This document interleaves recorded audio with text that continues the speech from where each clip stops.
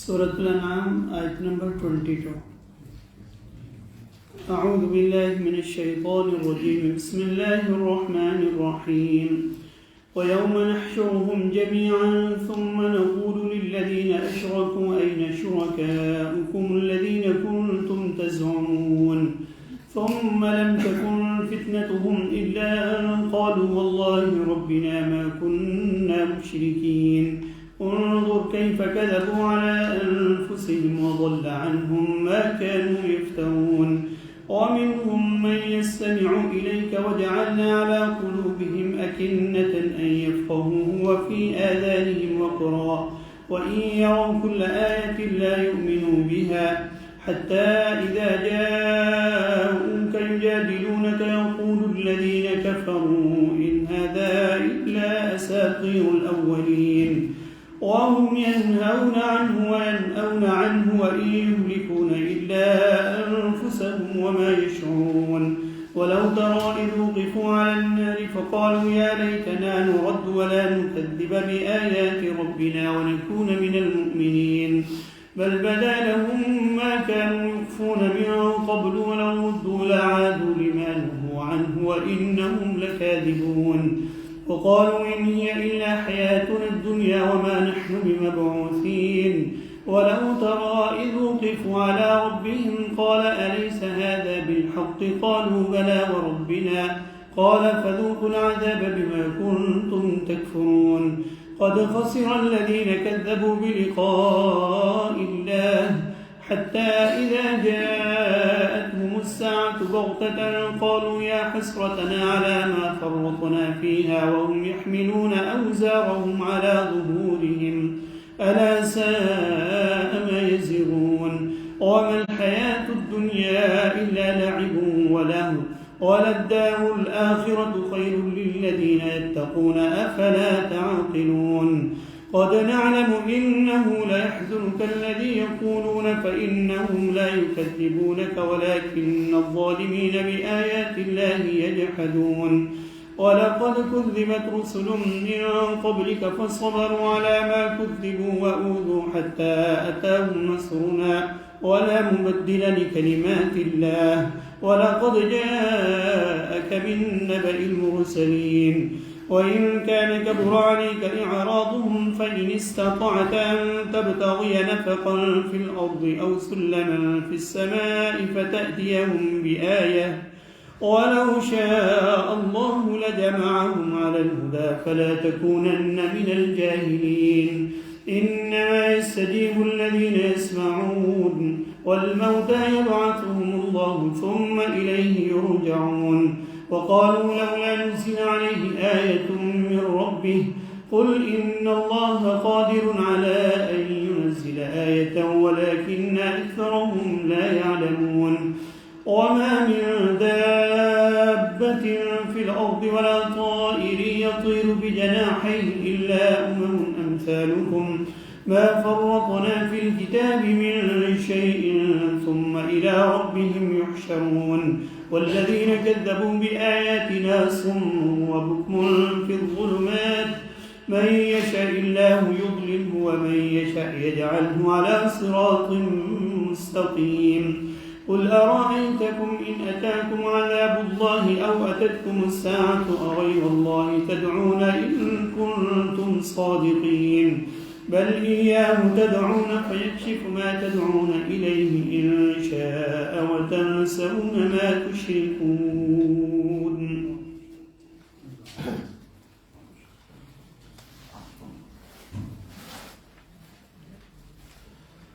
आउज़ु बिल्लाहि मिनश्शैतानिर्रजीम बिस्मिल्लाहिर्रहमानिर्रहीम। ये सूरा अनआम है जो हम पढ़ रहे हैं और मैं गुज़श्ता नशिस्त में बता चुका हूँ कि ये मक्की सूरत है। मक्की सूरतों के मुखातब कौन थे, उनका अकीदा क्या था, वो अल्लाह को अपना रब मानते थे कि अल्लाह ही ने सारी कायनात को पैदा किया है, हमें उसने पैदा किया है, औलादें वो देता है, रिज़्क़ वो देता है, बारिशें वो बरसाता है, फसलें वो उगाता है, हमारे जानवर जो हैं ऊँट बकरियाँ बकरियाँ इन सब को उसी ने पैदा किया है और उसी के घर का वो हज भी करते थे, तवाफ़ भी करते थे, उसके कानून की पाबंदी भी करते थे।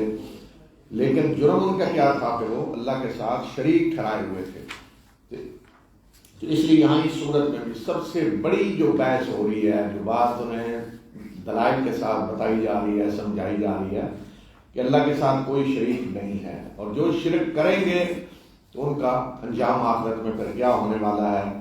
یہ ساری بحث ہے جو اس صورت میں ہو رہی ہے.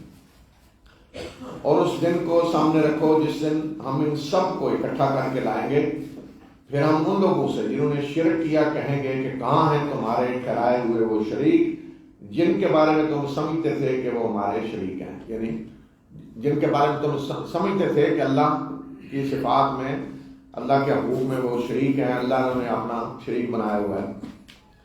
تو دیکھیں اللہ تعالیٰ کو تو سب مانتے ہیں، جیسے قریش مثلا تو وہ تو مانتے تھے کہ اللہ رب ہے، اس نے پیدا کیا ہے، وہی خالق ہے، مالک ہے.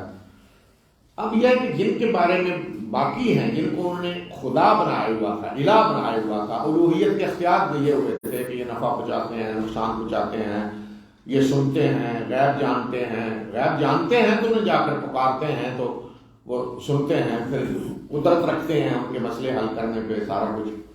تو اب سوال یہ ہے کہ یہ صفات، یہ طاقت ان کی اپنی ہے ذاتی یا ان کو اللہ نے دی ہوئی ہے؟ تو کوئی بھی وہ یہ تو نہیں کہتے تھے ان کی اپنی ہے طاقتیں، وہ تو کہتے ہیں کہ اللہ نے ان کو اپنے اختیارات میں شریک کر دیا ہے، یہ اللہ نے طاقتیں ان کو دے دی ہیں. تو اب اگر اللہ نے دی ہوئی ہیں تو پھر اللہ کو بتانا چاہیے نا کہ فلاں فلاں کو میں نے شریک ٹھہرایا. اس لیے آپ دیکھ رہے ہیں آگے بھی آئے ہیں، یہ پیچھے بھی گزری ہیں کہ اللہ تعالیٰ فرما رہے ہیں کہ ان کو سزا کس چیز کی مل رہی ہے کہ انہوں نے ان کو شریک ٹھہرایا کہ جن کے شریک ہونے کی اللہ نے کوئی سند نہیں نازل کی. تو اگر کوئی شریک ہے اللہ کا، اللہ نے کسی کو طاقت دے دیا کہ فلاں بیماری ٹھیک کرنے کی میں نے فلاں کو اختیار دے دیا، وہ پھونک مارے گا ٹھیک ہو جائے گی. اندھوں کو ٹھیک کرنے کا فلاں بیماری کا میں نے فلاں کو اختیار دے دیا، وہ پھونک مارے گا ٹھیک ہو جائے گی. فلاں قسم کا مسئلہ ہو تو اس کا میں نے فلاں کو اختیار دے دیا، وہ حل کر دے گا. تو اگر اللہ نے اختیار دیے ہوئے ہیں تو اللہ کو بتانا چاہیے، پھر اپنے انبیاء کے ذریعے، اپنی کتابوں کے ذریعے بتانا چاہیے کہ میں نے فلاں فلاں فلاں کو اپنے فلاں فلاں اختیارات میں شریک کر لیا، یا میں نے فلاں فلاں کو اپنے خدائی کے فلاں کام میں شریک کر لیا. تو یہ اللہ کو بتانا چاہیے. تو اس لیے جنہوں نے بغیر سند کے، اللہ تعالیٰ جگہ جگہ بتایا کہ بغیر کسی سند کے، اللہ نے جو سند کوئی نازل نہیں کی، کوئی سرکلر نہیں اللہ کی طرف سے آیا، کوئی نوٹیفیکیشن نہیں آیا، تو جنہوں نے یہ ظلم کیا ہے تو یہاں فرمایا کہ جب ہم سب کو اکٹھا کریں گے تو پھر ہم ان کو کہیں گے کہ وہ جو تم نے شریک بنائے ہوئے تھے میرے، جن کے بارے میں تم سمجھتے تھے کہ میرے ساتھ وہ شریک ہے، وہ کہاں ہیں، کدھر ہیں آج؟ پھر فرمایا کہ یہ کوئی فتنہ وہاں نہیں برپا کر سکیں گے سوائے اس کے کہ یہ کہیں گے کہ اللہ ہمارے رب کی قسم کہ ہم مشرک نہیں تھے. وہاں جھوٹ بولنے کی کوشش کریں گے، نہیں ہم تو مشرک نہیں تھے، لیکن وہاں تو کوئی جھوٹ نہیں بول سکے گا، عذاب ہی گواہی دیں گے انسان کے. دیکھو کس طرح اپنے اوپر ان نے جھوٹ بولا، یعنی اپنے بارے میں ہی آپ کہہ رہے ہیں کہ ہم مشرک نہیں تھے، اور جو کچھ یہ گھڑا کرتے تھے وہ سب گم ہو گیا. جو انہوں نے سمجھا ہوا تھا نا فلاں چھڑا لے گا، بچا لے گا، فلاں روٹ جائے گا تو اللہ کو اسے منانا پڑے گا، وہ کہے گا جی میرے مریدین جب تک جنت میں نہیں جائیں گے میں تو نہیں مانوں گا، تو پھر اللہ کو اسے منانے کے لیے سب کو جنت میں بھیجنا پڑے. تو یہ جو چیزیں ساری گھڑی ہوئی تھی نا وہ سب گم ہو گئی، اور وہاں پھر اصل حقیقت سامنے آ گئی. اور ان میں سے ایسے بھی ہیں، نبی صلی اللہ علیہ وسلم کو مخاطب کیا، ان میں سے ایسے بھی ہیں کہ جو آپ کی طرف کان لگاتے ہیں، ظاہراً کان لگاتے ہیں آپ کی بات سننے کے لیے، اور ہم نے ان کے دلوں پہ پردے ڈال دیے ہیں کہ یہ سمجھیں، اور ان کے کانوں پہ بوجھ ہے. اور اگر یہ ہر قسم کی آیت بھی دیکھ لیں، ہر قسم کی نشانی بھی دیکھ لیں تو یہ اس پہ ایمان نہیں لائیں گے. ان کا حال یہ ہے کہ جب یہ آپ کے پاس جھگڑے کرتے ہوئے آتے ہیں تو کہتے ہیں، جن لوگوں نے کفر کیا وہ کہتے ہیں کہ یہ تو پہلے لوگوں کی قصے کہانیاں ہیں، اس قرآن کو کہتے ہیں یہ تو پہلے لوگوں کی قصے کہانیاں ہیں. اور یہ جو فرمان ہے ہم نے ان کے دلوں پہ پردہ ڈال دیا اور کانوں پہ بوجھ ہے، یہ اللہ تعالیٰ کی سنت کے مطابق جب عمل ہوتا ہے تو پھر اللہ تعالیٰ کے فرماتے ہیں کہ ہم نے فلاں کو گمراہ کر دیا، ہم نے ہدایت دی، ہم نے پردہ ڈال دیا، ہم نے مور لگا دی. تو یہ سارا کچھ اللہ کے قانون کے مطابق ہوتا ہے. یہ یاد رکھیں کہ دنیا میں کوئی کام اللہ کی پرمیشن کے بغیر نہیں ہو سکتا. مثلا اگر کوئی بندہ کسی کی بات نہیں سننا چاہتا تو اللہ پرمیشن دے گا تو یہ ہوگا. یہ نہیں ہو سکتا کہ وہ فیصلہ خود کر لے کہ میں نے کسی کی بات نہیں سننی، اللہ کی پرمیشن چاہیے اس کے لیے. اب جو شخص گمراہ ہونا چاہتا ہے، خود اپنی مرضی سے گمراہی کے راستے پہ چلنا چاہتا ہے، تو جب تک اللہ اجازت نہ دے وہ گمراہ نہیں ہو سکتا.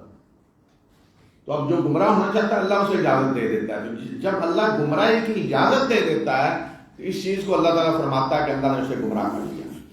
اور جو اپنی مرضی سے ارادہ جو اللہ نے دیا تھا اس سے ہدایت کے راستے پہ چلنا چاہتا ہے تو اسے بھی اللہ کی اجازت چاہیے. تو جب اللہ کسی کو ہدایت کی اجازت دیتا ہے صحیح راستے پہ چلنے کی تو اللہ تعالیٰ فرماتا ہے کہ اللہ نے اس کو ہدایت دے دی، یعنی ہدایت کی اجازت دے دی. تو اسی طرح یہاں جو فرمایا ہم نے دلوں پہ پردے ڈال دیے، کانوں پہ بوجھ. تو انسان جب کسی چیز کو پسند نہیں کرتا، کسی خاص گروہ میں وہ بند ہوتا ہے، کسی خاص فرقے میں کسی کی بات سننا نہیں چاہتا، تو پھر اس کے کان جو ہیں وہ ایسے ہیں جیسے بہرے ہو گئے ہیں. اس کی بات سن بھی رہا ہو تو کوئی سمجھنے کے لیے تیار نہیں ہوتا، اور دلوں پہ کوئی پردہ ہے وہ بات کو اثر نہیں کرتی. یہ حالت انسان کی ہو جاتی. تو یہ چونکہ اللہ کی اذن سے ہوتا ہے سارا کچھ، تو اس لیے اللہ تعالیٰ فرماتے ہیں کہ ہم نے ان کے دلوں پہ پردے ڈال دیے، ہم نے ان کے کانوں میں بوجھ ڈال دیا، یعنی کان بھاری ہو گئے. جیسے کہتے ہیں کان بھاری، سنتا نہیں ہے. تو یہ اللہ کے قانون کے مطابق ہو رہا ہوتا ہے. انسان خود کرتا ہے اور اس کے بعد اجازت اللہ تعالیٰ دیتا ہے. اور یہ دوسرے لوگوں کو بھی اس سے روکتے ہیں، یعنی قرآن سے، اور خود بھی اس سے روکتے ہیں، یعنی خود بھی اس سے دور بھاگتے ہیں. اور یہ صرف اور صرف اپنے ہی آپ کو ہلاک کر رہے ہیں اور انہیں پتہ نہیں ہے. کاش کہ تم اس وقت انہیں دیکھ سکو جب یہ آگ کے سامنے کھڑے کیے جائیں گے تو اس وقت یہ کہیں گے کہ ہائے کاش کہ ہمیں واپس لٹایا جائے، تو نہ تو ہم اپنے رب کی آیات کو جھٹلائیں گے اور ہم مومنوں میں سے ہو جائیں گے. آگ کے سامنے جب کھڑے کیے جائیں گے اس وقت کہیں گے کہ کاش کہ لٹایا جائے ہمیں، تو اب ہم دوبارہ یہ حرکت نہیں کریں گے، اپنے رب کی آیات کو بھی نہیں جھٹلائیں گے اور بڑے مومن بن کے رہیں گے. تو اس کے جواب میں اللہ تعالیٰ نے فرمایا بلکہ اصل بات یہ ہے کہ ان کے سامنے وہ حقائق بالکل واضح ہو کے آ گئے ہیں، ظاہر ہو گئے ہیں جنہیں یہ چھپایا کرتے تھے. دنیا میں چیزیں ساری انہیں چھپائی ہوئی تھی وہ آج سامنے آ گئی، اس لیے یہ بات کہہ رہے ہیں. اور اگر انہیں لوٹا بھی دیا جائے تو یہ پلٹ کر دوبارہ وہی کچھ کریں گے جس سے انہیں روکا گیا تھا، اور بے شک یہ جھوٹ بول رہے ہیں. یعنی سارا کچھ دیکھ لیا، آگ کے سامنے کھڑے ہو کے کہہ رہے ہیں دنیا میں اب دوبارہ بھیجا جائے تو اب ہم اللہ کی آیات کو نہیں جھٹلائیں گے. اللہ تعالیٰ ہمارے بھیج بھی دیا جائے دوبارہ پھر وہی کچھ کریں گے جو پہلے کرتے رہے، جو جھوٹ بول رہے ہیں. کیوں؟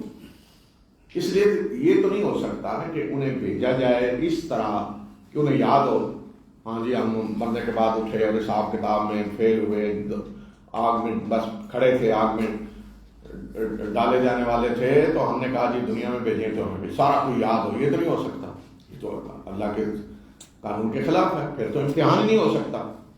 اب دیکھیں نا اللہ تعالیٰ نے قرآن میں بتایا ہے، آگے آ رہا ہے یہ ذکر کہ تمام روحوں سے اللہ نے عہد لیا، الستو بربکم، کیا میں تمہارا رب نہیں ہوں؟ سب نے گواہی دی کہ ہاں کیوں نہیں. لیکن ہاں کسی کو یاد آیا ہے؟ نہیں یاد. کیوں نہیں یاد؟ اس لیے کہ اگر یاد ہو تو پھر دنیا میں امتحان نہیں ہو سکتا. اللہ نے وہ فطرت میں ڈال دیا ہے لیکن یاد نہیں ہے. تو اسی طرح اگر کہ کوئی وہاں سے واپس آئے کہ آگ واگ دیکھ کے اور یاد ہو سارا تو پھر تو امتحان نہیں دنیا میں ہو سکتا. تو اب ظاہر لٹایا جائے گا تو پہلا سارا کچھ حادثہ سے نکل چکا ہوگا، گویا کہ نئے سرے سے دنیا کی زندگی شروع کی ہے، تو پھر وہی کریں گے پہلے جو کچھ کر رہے تھے. اس لیے فرمایا یہ جھوٹ بول رہے ہیں اور یہ کہتے ہیں کہ یہ دنیا کی زندگی اور یہ کہتے ہیں کہ ہماری زندگی تو صرف یہ دنیا ہی کی زندگی ہے اور ہم مرنے کے بعد اٹھائے جانے والے نہیں ہیں. اور کاش کہ تم اس وقت ان کی حالت دیکھو جب یہ اپنے رب کے سامنے کھڑے کیے جائیں گے. تو اللہ تعالیٰ فرمائے گا کہ کیا یہ سچ نہیں ہے، یعنی آج جو کچھ دیکھ رہے ہو یہ جنت، یہ دوزخ، یہ حساب، سارا کچھ الیس ھذا بالحق، یہ سچ نہیں ہے، یہ وہی چیز نہیں ہے جو تمہیں دنیا میں بتائی گئی تھی، یہ وہی چیز نہیں ہے جو میرے رسولوں نے بتائی تھی. تو یہ کہیں گے کہ کیوں نہیں، اور ہمارے رب کی قسم کیوں نہیں، یہ سچ ہے سارا کچھ. تو اللہ تعالیٰ فرمائے گا کہ سچ ہے، تو پھر جو کفر کیا کرتے تھے تم دنیا میں، اس کے بدلے میں عذاب کا مزہ چکھو. یقیناً خسارے میں مبتلا ہو گئے وہ لوگ. یہ خسارے میں مبتلا ہونا جیسے ہمارے یہاں کہتے ہیں نا بیڑا غرق کر لیا اپنا. جی تو گویا کہ بیڑا غرق کر لیا ان لوگوں نے اپنا جنہوں نے اللہ کی ملاقات کو جھٹلایا. اللہ کے رسول یہی بتاتے ہیں آ کر کہ تم نے اپنے رب سے ملنا ہے، اس کے سامنے کھڑے ہونا ہے، حساب دینا ہے. تو جنہوں نے اس ملاقات کو جھٹلایا، یہ کوئی ملاقات بات نہیں، کچھ نہیں، مرنے کے بعد مٹی ہو جانا ہے، کچھ نہیں. یہاں تک کہ جب ان پہ اچانک قیامت کی گھڑی آ گئی تو پھر وہ کہیں گے کہ ہائے افسوس اس پہ جو ہم نے اس معاملے میں کوتاہی کی، یعنی تیاری نہیں کی اس ملاقات کی. اور وہ اپنے بوجھ اپنی پیٹھوں پہ اٹھائے ہوئے ہوں گے، گناہوں کے بوجھ اپنی پیٹھوں پہ لاتے ہوئے ہوں گے. کتنے ہی برے بوجھ ہیں جو یہ اٹھائے ہوئے ہوں گے. اور دنیا کی زندگی اس کے سوا کچھ نہیں کہ وہ کھیل تماشا ہے، اور آخرت کا گھر بہتر ہے ان لوگوں کے لیے جو تقویٰ کی روش اختیار کرتے ہیں. کیا تم عقل سے کام نہیں لیتے؟ یعنی کیا تمہیں یہ چیز سمجھ نہیں آتی؟ اے نبی صلی اللہ علیہ وسلم، ہم جانتے ہیں کہ جو باتیں یہ گھڑ رہے ہیں، یہ کہہ رہے ہیں، یہ آپ کو غمگین کرتی ہیں. تو بے شک یہ آپ کو نہیں جھٹلاتے، بلکہ یہ ظالم اللہ کی آیات کا انکار کرتے ہیں. نبی صلی اللہ علیہ وسلم کو تسلی تھی کہ جو کچھ الزامات آپ پہ لگا رہے ہیں ہمیں پتہ ہے کہ آپ کو اس سے پریشانی ہوتی ہے، لیکن یہ آپ کو نہیں جھٹلا رہے، یہ اللہ کی آیات کا انکار کر رہے ہیں. یعنی دیکھیں رسول اللہ صلی اللہ علیہ وسلم نے 40 سال کی عمر میں نبوت کا اعلان کیا بھائی جب آپ پہ آئے. اس وقت سے سارا کچھ شروع ہوا نا. اس سے پہلے آپ قوم کی نظر میں کیا تھے؟ بہترین شخص، صادق اور امین، اور قوم کے بہترین فرد، اخلاق کے اعلیٰ درجے پہ فائز. تو اس کا مطلب یہ ہے کہ آپ سے ذاتی جھگڑا تو نہیں ہے. اگر مسئلہ آپ سے کوئی ذاتی ہوتا تو 40 سالہ پہلی زندگی میں بھی کوئی مسئلہ ہوتا نا. آپ کو کچھ کہتے ہیں کوئی یہ تو ایسے ہیں، پتہ نہیں کیا کیا، فلاں کیا ہو. تو اچانک یہ سارا کچھ شروع ہوا. تو کب؟ جب وحی نازل ہونا شروع ہوئی. اس لیے فرمایا مسئلہ آپ کے ساتھ نہیں ہے، مسئلہ ان کا اللہ کی آیات کے ساتھ ہے. جھگڑا اللہ کی آیات کے ساتھ ہے، آپ کے ساتھ نہیں ہے. اگر آج آپ انہیں آیات سنانا بند کر دیں تو بالکل یہ راضی ہو جائیں گے، خوش ہو جائیں گے. اور آپ سے پہلے بھی رسولوں کو جھٹلایا جا چکا ہے. تو اس جھٹلائے جانے پہ رسولوں نے صبر کیا اور انہیں اذیت دی گئی، یہاں تک کہ ہماری مدد ان کو پہنچ گئی اور اللہ کے فرمانوں کو کوئی بدلنے والا نہیں ہے. اور آپ کے پاس رسولوں کی خبر آ چکی ہیں، ہم آپ کو بتا چکے ہیں رسولوں کے واقعات. تو اس سے دیکھ لیں کہ تمام رسولوں کے ساتھ یہی ہوا جو آج آپ کے ساتھ ہو رہا ہے. پھر ایک سب سے بڑا جو مطالبہ تھا ہر قوم نے کیا، قریش بھی کر رہے، بس یہ کو معجزہ دکھائیں، بہت بڑا کو معجزہ دکھا دیں. اس پہاڑ کو اٹھا کے ادھر لے جائیں، یہ پہاڑ مکہ کے ارد گرد ہیں، ان پہاڑوں کو اٹھا کے ادھر کر دیں، نہریں جاری کر دیں. دیکھیں ہمارے پاس تو پانی کا انتظام نہیں ہے، تو اگر آپ اللہ کے رسول ہیں تو یہ کریں. یہ سب سے بڑے مطالبے، معجزات دکھائیں بڑے بڑے. تو رسول اللہ صلی اللہ علیہ وسلم کے دل میں بھی خیال آتا کہ دکھا دی جائیں تو شاید ایمان لیں. اس لیے آپ تو چاہتے تھے لوگ ایمان لائیں، جہنم کی آگ سے بچیں. تو آپ سوچ کے اگر کوئی معجزہ دکھا دیا جائے تو یہ ایمان لے آئیں گے. آپ کے دل میں خیال آتا، لیکن اللہ تعالیٰ تو جانتا ہے کہ ایمان نہیں لائیں گے. بڑے بڑے معجزے بھی دکھا دیں ایمان نہیں لائیں گے، لیکن جب بڑا کوئی معجزہ دیکھ کر ایمان نہیں لائیں گے تو پھر مہلت ختم ہو جائے گی. جیسے آپ دیکھتے ہیں نا امتحان کے لیے کسی کو اگر 3 گھنٹے کا ٹائم دیا گیا ہے اور اس سے کہا جائے کہ کتابیں سامنے رکھ کے امتحان دے لو، کتابیں کھول کے، لیکن آدھ گھنٹہ ملے گا، 3 گھنٹے نہیں ہوں گے. تو اسی طرح جب کوئی قوم بڑی نشانی دیکھ لیتی ہے تو پھر ٹائم نہیں ملتا، ختم، پھر ٹائم ختم ہو جاتا. تو اللہ تعالیٰ اس لیے بڑی معجزہ نہیں دکھا رہا تھا کہ انہوں نے تو نہیں ماننا، لیکن پھر ٹائم ان کا ختم ہو جائے گا، مہلت ختم ہو جائے گی، اس لیے اللہ تعالیٰ نہیں دکھا رہا. تو رسول اللہ صلی اللہ علیہ وسلم کے ذہن میں، آپ کے دل میں یہ خیال آتا دکھا دیا جائے معجزہ، ایمان لیں. تو اس کے جواب میں اللہ تعالیٰ نے فرمایا کہ اگر ان کا اعراض یعنی ان کا ایمان نہ لانا آپ پہ گراں گزر ہے، نبی صلی اللہ علیہ وسلم کو کہا جا رہا کہ اگر ان کا ایمان نہ لانا، ان کا اعراض، ان کی سرکشی، ان کا منہ موڑنا آپ پہ گراں گزر رہا ہے، تو اگر آپ زمین میں کچھ سرنگ لگا سکتے ہیں یا آسمان میں سیڑھی لگا کے جا کر کوئی معجزہ ان کے لیے لا سکتے ہیں تو لے آئیں. یعنی اللہ تو نہیں دکھائے گا معجزہ، اللہ کی سنت تو نہیں ہے، لیکن اگر آپ سمجھتے ہیں کہ ضرور لانا ہے جلدی جلدی، تو آپ خود پھر زمین میں کوئی سرنگ لگائیں، آسمان پہ سیڑھی لگا کے جا کے کو لے آئیں معجزہ ان کے لیے۔ اور اگر اللہ چاہتا تو ان سب کو ہدایت پہ اکٹھا کر دیتا، تو لہذا آپ ان لوگوں میں سے نہ ہو جائیں جو جذبات سے مغلوب ہو جاتے ہیں۔ نبی صلی اللہ علیہ وسلم کو فرمایا اگر اللہ چاہتا تو ہدایت پہ جمع کر دیتا، یہ وہی سنت اللہ۔ اگر اللہ جبر کرتا تو مجال نہیں تھی کسی کی کوئی ہدایت کے راستے سے ذرا ادھر ادھر ہوتا، اللہ سب کو ایک ہی راستے سے چلا دیتا، جبر کرتا۔ لیکن اللہ نے دنیا میں یہ طریقہ نہیں اختیار کیا، اللہ نے لوگوں کو آزادی دی ہے کہ اپنی مرضی سے جس راستے پہ چلنا چاہتے ہیں چلیں۔ بے شک دعوت حق قبول تو وہ کرتے ہیں جو سنتے ہیں، رہے مردے تو اللہ انہیں اٹھائے گا، یعنی قیامت کے دن مرنے کے بعد پھر اسی کی طرف یہ سب لوٹائے جائیں گے۔ اور یہ کہتے ہیں کہ ان پر ان کے رب کی طرف سے کوئی نشانی کیوں نہیں نازل کی گئی، یعنی کوئی بڑا معجزہ کیوں نہیں انہوں نے دکھایا۔ کہہ دیجئے کہ بے شک اللہ اس پہ قادر ہے کہ وہ کوئی بڑی نشانی نازل کرے، مگر اکثر لوگ جانتے نہیں ہیں۔ اللہ قادر ہے بڑی نشانی دکھا دے، لیکن اس کے بعد کیا ہونا ہے تمہیں مہلت نہیں ملے گی۔ اس لیے فرمایا کہ اکثر لوگ جانتے نہیں ہیں کہ نشانی اگر دکھا دی گئی تو پھر نتیجہ کیا نکلے گا۔ اور زمین میں کوئی رینگنے والا جاندار ایسا نہیں ہے، اور نہ کوئی پرندہ جو اپنے دونوں پروں سے آسمان میں اڑتا ہے، مگر وہ تمہاری طرح سب امتیں ہیں۔ یہ بھی سب تمہاری طرح انسانوں کی طرح امتیں ہیں۔ ہم نے اس کتاب میں کوئی کمی نہیں چھوڑی، کسی چیز کی کوئی کمی نہیں چھوڑی، اور پھر یہ سب اپنے رب کی طرف جمع کر کے لائے جائیں گے۔ اور جنہوں نے ہماری آیات کو جھٹلایا وہ اندھے اور بہرے ہیں، تاریکیوں میں بھٹک رہے ہیں۔ جسے اللہ چاہتا ہے گمراہ کرتا ہے، اور جسے اللہ چاہتا ہے سیدھے راستے پہ چلا دیتا ہے۔ یہ بھی اسی قانون کے مطابق ہے، جسے اللہ چاہتا ہے گمراہ کرتا ہے، جسے چاہتا ہے سیدھے راستے پہ چلا دیتا ہے۔ کہہ دیجئے ان سے پوچھئے کہ تم نے سوچا کہ اگر تم پہ اللہ کا عذاب آ جائے یا قیامت کی گھڑی آ جائے تو کیا اللہ کے سوا کسی اور کو پکارو گے؟ اگر تم سچے ہو اس وقت کوئی اور ہے، کسی کو اور کو پکارو گے؟ بلکہ اسی کو تم پکارو گے، اور جس چیز کے لیے پکارو گے اگر وہ چاہے گا تو وہ تکلیف دور کر دے گا، مگر تمہارا حال یہ ہے کہ تم جن کو شریک ٹھہراتے ہو ان کو تم بھول جاؤ گے۔ اس وقت اللہ ہی کو پکارو گے، اور باقی جو ہیں ان کو سب کو بھول جائے گے۔ انسان پہ جب حقیقت میں مشکل وقت آتا ہے سب بھول جاتے ہیں۔ یہ ثابت ہوا ہے اس دور میں بھی کہ کئی دفعہ ایسے واقعات دوستوں نے بتائے ہیں کہ مثلاً پلین میں ہیں سب کو پتہ چل گیا کہ گرنے والا ہے، یہ اس طرح کی کیفیت ہوگی، تو صرف اللہ کو پکار رہے تھے سارے جو بھی تھے، اس میں کوئی ہندو ہے، مسلمان ہے، عیسائی ہے، یہودی، جو بھی ہے سب اللہ کو، سب ادھر ادھر سب بھول جاتے ہیں۔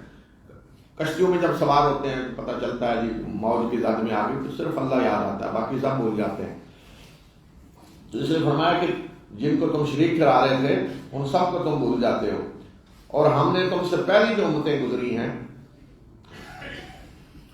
وَلَقَدْ أَرْسَلْنَا إِلَىٰ أُمَمٍ مِّن قَبْلِكَ فَأَخَذْنَاهُم بِالْبَأْسَاءِ وَالضَّرَّاءِ لَعَلَّهُمْ يَتَضَرَّعُونَ فَلَوْلَا إِذْ جَاءَهُم بَأْسُنَا تَضَرَّعُوا وَلَٰكِن قَسَتْ قُلُوبُهُمْ وَزَيَّنَ لَهُمُ الشَّيْطَانُ مَا كَانُوا يَعْمَلُونَ فَلَمَّا نَسُوا مَا ذُكِّرُوا بِهِ فَتَحْنَا عَلَيْهِمْ أَبْوَابَ كُلِّ شَيْءٍ حتى إذا فرحوا بما أوتوا أخذناهم بغتة فإذا هم مبلسون فقطع دابر القوم الذين ظلموا والحمد لله رب العالمين قل أرأيتم إن أخذ الله سمعكم وأبصاركم وختم على قلوبكم من إله غير الله يأتيكم به انظر كيف نصرف الآيات ثم هم يصدفون قل أرأيتكم إن أتاكم عذاب الله بغتة أو جهرة هل يهلك إلا القوم الظالمون وما نرسل المرسلين إلا مبشرين ومنذرين فمن آمن وأصلح فلا خوف عليهم ولا هم يحزنون والذين كذبوا بآياتنا يمسهم العذاب بما كانوا يفسقون قل لا أقول لكم عندي خزائن الله ولا أعلم الغيب ولا أقول لكم إني ملك إن أتبع إلا ما يوحى إلي قل هل يستوي الأعمى والبصير أفلا تتفكرون وأنذر به الذين يخافون أن يحشروا إلى ربهم ليس لهم من دونه ولي ولا شفيع لعلهم يتقون ولا تطرد الذين يدعون ربهم بالغداة والعشي يريدون وجهه ما عليك من حسابهم من شيء وما من حسابك عليهم من شيء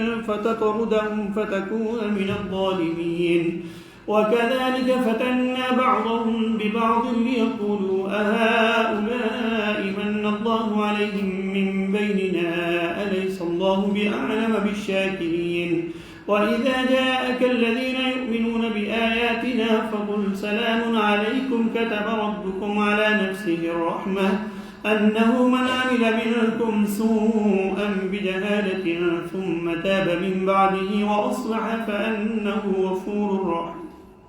فأنه غفور رحيم وكذلك نفصل الآيات ولتستبين سبيل المجرمين قل إني نهيت أن أعبد الذين تدعون من دون الله قل لا أتبع أهواءكم قد ضللت إذا وما أنا من المهتدين قل إني على بينة من ربي وكذبتم به ما عندي ما تستعجلون به إن الحكم إلا لله يقص الحق وهو خير الفاصلين قل لو أن عندي ما تستعجلون به لقضي الأمر بيني وبينكم والله أعلم بالظالمين وعنده مفاتح الغيب لا يعلمها إلا هو ويعلم ما في البر والبحر وما تسقط من ورقة إلا يعلمها ولا حبة في ظلمات الأرض ولا رطب ولا يابس إلا في كتاب مبين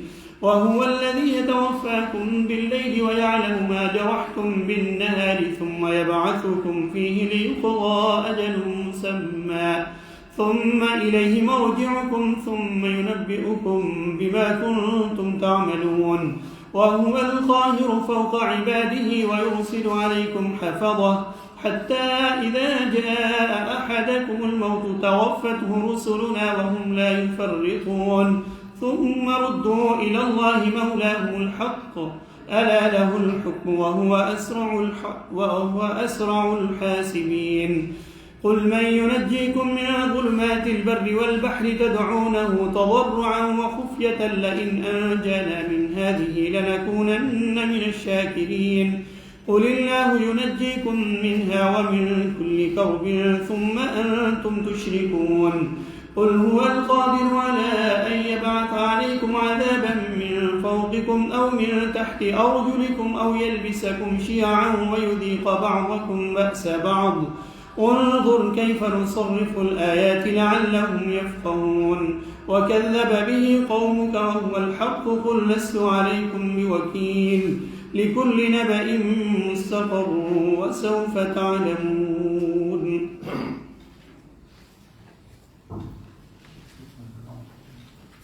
और तुमसे पहली उम्मतों में हमने रसूल भेजे फिर हमने उन्हें मुसीबतों और तकलीफ़ों में मुब्तला किया ताकि उनके अंदर आजिज़ी पैदा हो।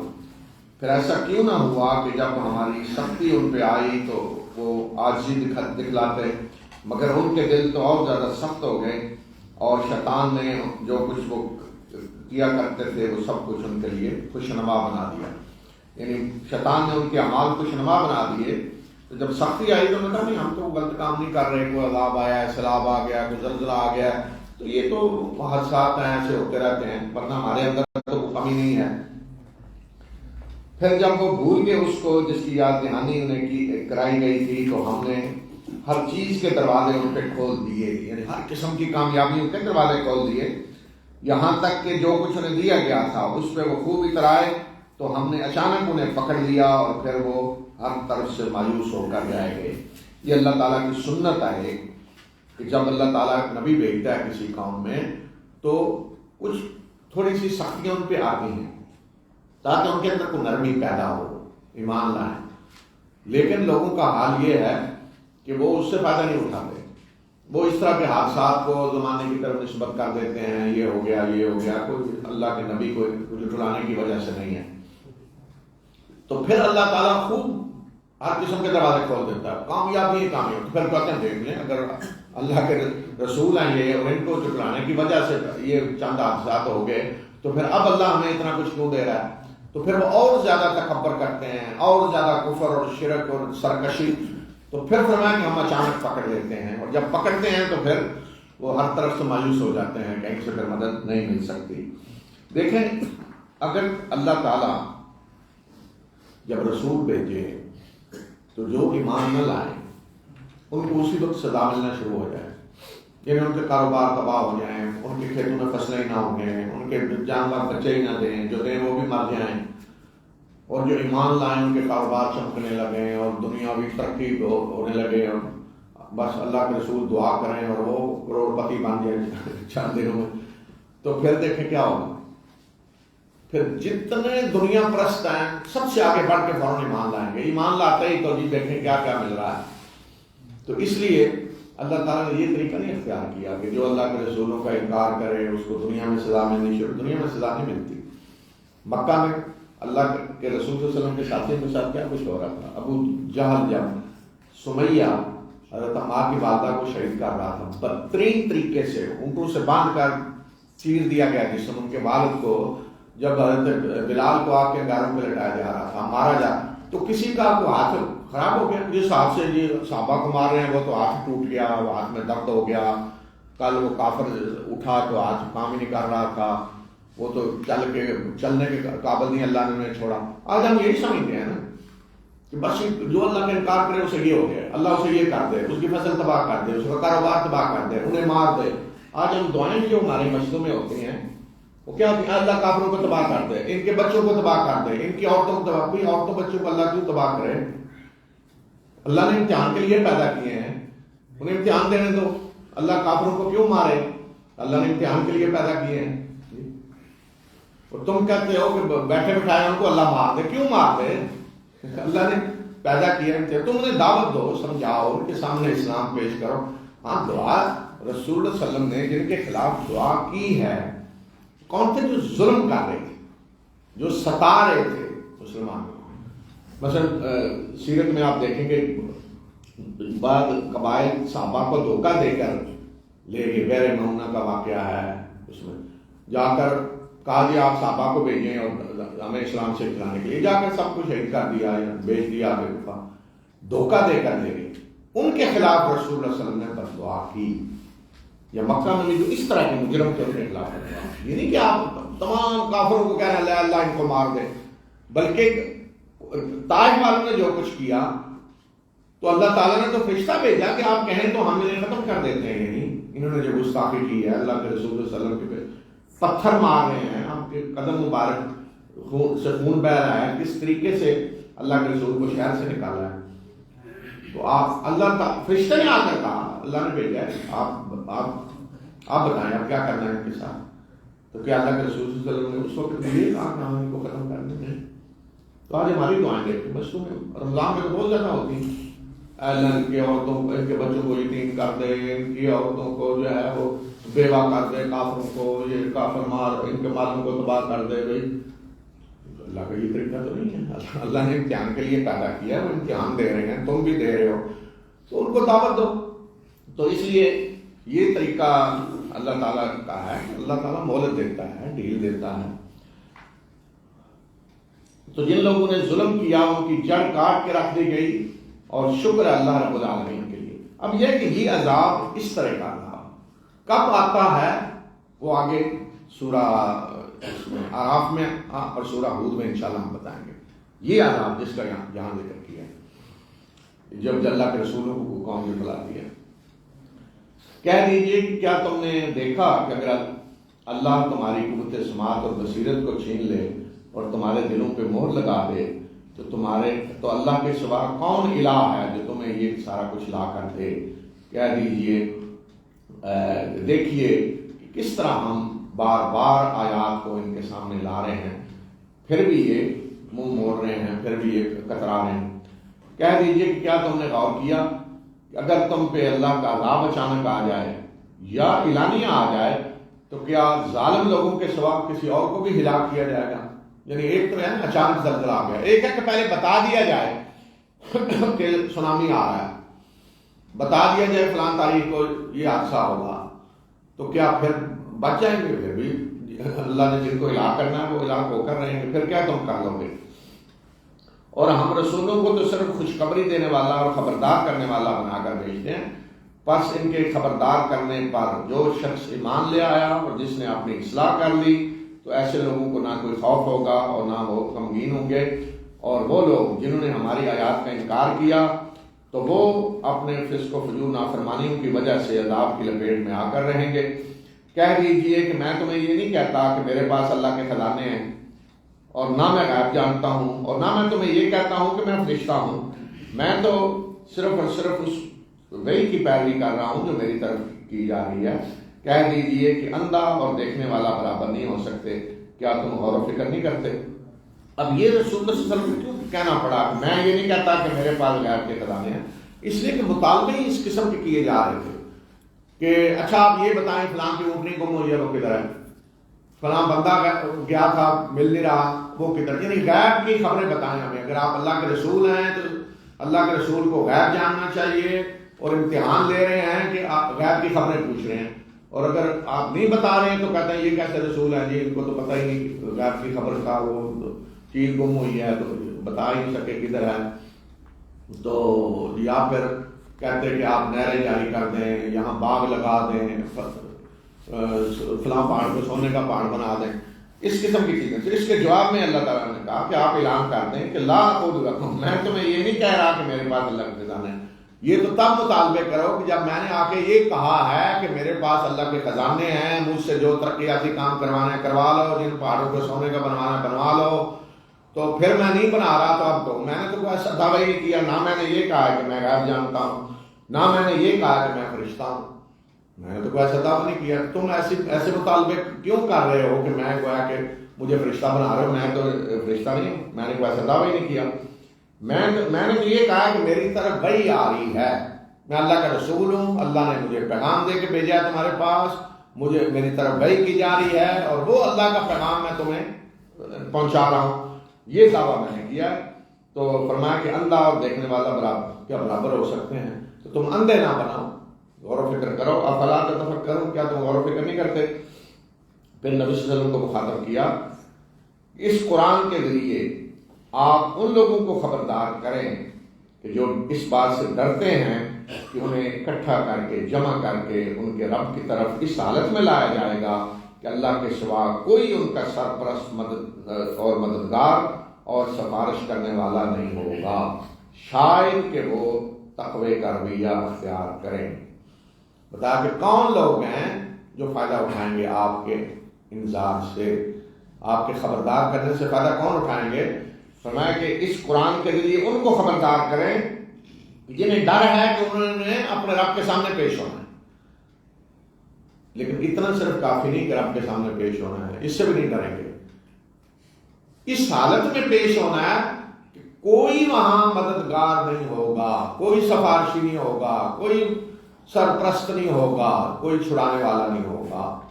ایسے لوگوں کو خبردار کریں جن کا یہ ایمان ہے، تو امید ہے کہ وہ اللہ سے ڈریں گے اور صحیح رویہ اختیار کریں گے۔ باقی اگر کوئی سمجھتا ہے کہ اس نے مرنے کے بعد پیش نہیں ہونا تو وہ آپ کے انذار سے کوئی فائدہ نہیں اٹھائے گا، یا جو سمجھتا ہے میں نے پیش تو ہونا ہے لیکن مجھے وہاں چھڑا لیں گے، آ کے بچا لیں گے، میرے ولی ہیں، سرپرست ہیں، سفارشی ہیں میں نے بنائے ہوئے، تو ایسا شخص بھی آپ کی انذار سے خبردار کرنے سے کوئی فائدہ نہیں اٹھائے گا۔ تو آج یہودیوں کا جو حال یہی ہے نا، انہوں نے بھی، یہودی کیوں فاسق و فاجر بن گئے سارے؟ انہوں نے کہا جی نحن ابناء اللہ و، ہم اللہ کے پیارے اور چہتے ہیں، ہمیں آگ چھوئے گی بھی نہیں۔ تو جو شخص یہ سمجھتا ہے کہ ٹھیک ہے میں نے مرنا ہے، اللہ کے سامنے پیش ہونا ہے، جنت ہے، دوزخ ہے، فرشتے ہیں، کتابیں ہیں، رسول سب پہ ایمان، لیکن ہمیں کچھ نہیں کہا جائے گا، اس لیے کہ ہم تو پیارے اور چہتے ہیں، ہمارے سفارشی وہاں چھڑا لیں گے۔ تو ایسے شخص اللہ سے ڈرے گا، سوال نہیں پیدا ہوتا۔ عیسائی کہتے ہیں جی حضرت عیسیٰ کا ہمارا اللہ بن گیا، ایسے شخص اللہ سے ڈرے گا، سوال نہیں پیدا ہوتا۔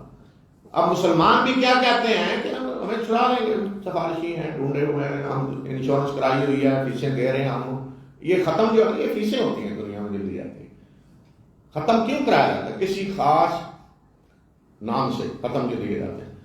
یہ جی کنڈے ہیں فلاں کے، یہ 11ویں دی جا رہی، مطلب کیوں دی جا رہی؟ پیچھے سوچ کیا سوچے ذرا کہ جس کے لیے یہ دی جا رہی ہے اس کے علم میں ہے کہ میں نے اتنے ختم دیے ہیں، ان کی لسٹ میں آ گیا ہوں میں، اور قیامت کے دن وہ چھڑائیں گے، یہ فیس دی جا رہی، انشورنس کرائی جا رہی۔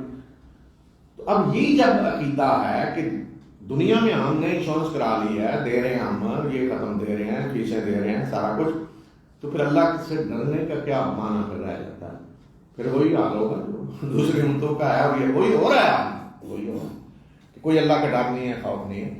دیکھیں جو شخص یہ سمجھتا ہو نا، یقین ہو، اور ہم کوئی، میں نہیں سمجھتا کہ آج کسی مسلمان کو مرنے پہ یقین نہیں ہے، مرنے پہ تو کافی ہو گیا ہے، یعنی مرنے پر اٹھائے جانے پہ یقین نہیں ہے، سوال ہی نہیں پایا، ذرا شک نہیں ہے کسی مسلمان کو، یقین ہے مرنے کے بعد اٹھنا ہے، اللہ کے سامنے پیش ہونا۔ مسئلہ کیا ہے؟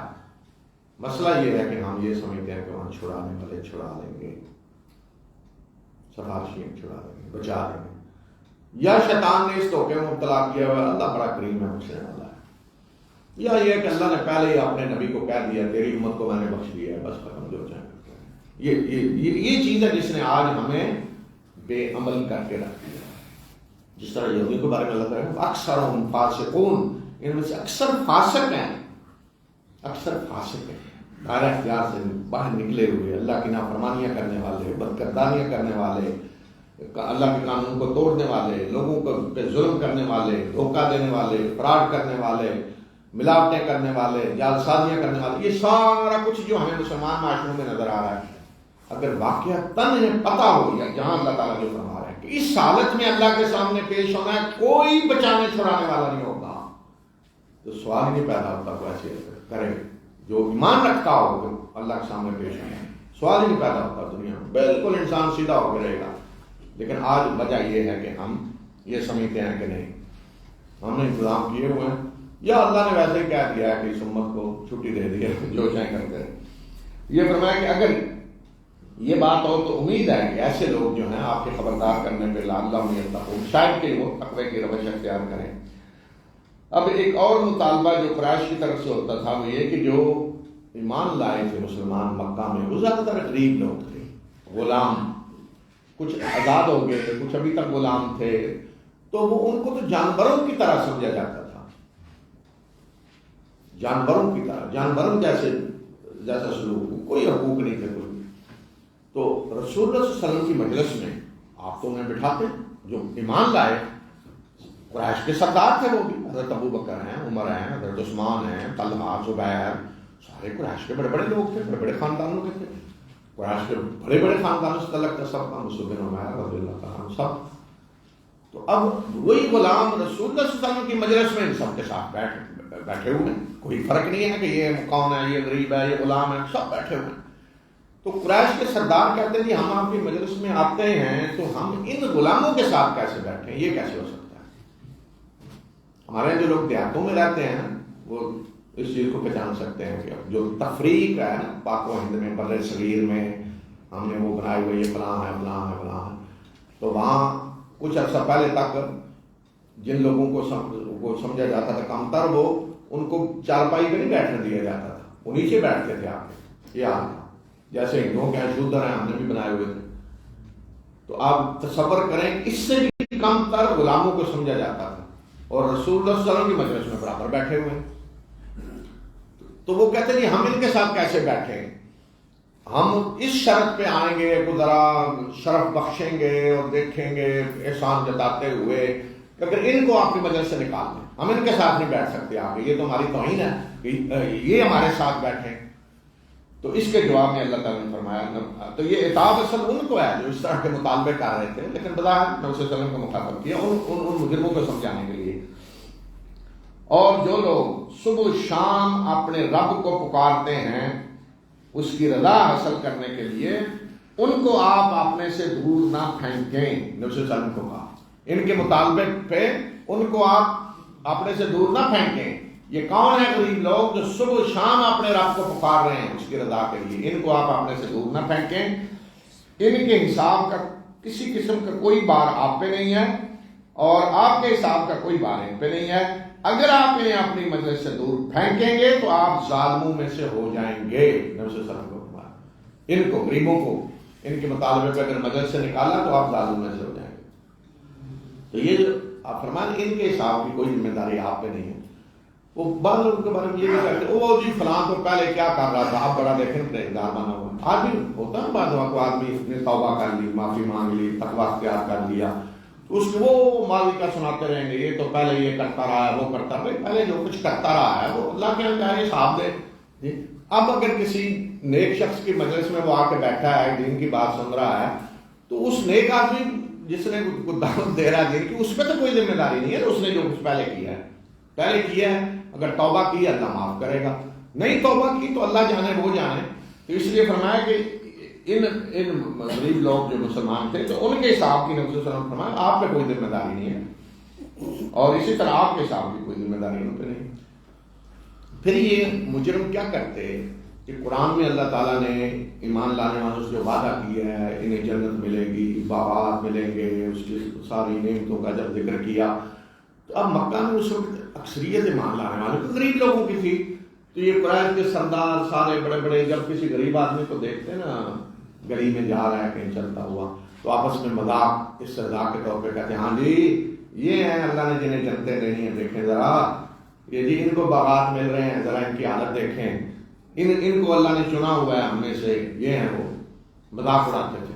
تو اس کے اللہ تعالیٰ نے یہاں بتایا اور اسی طرح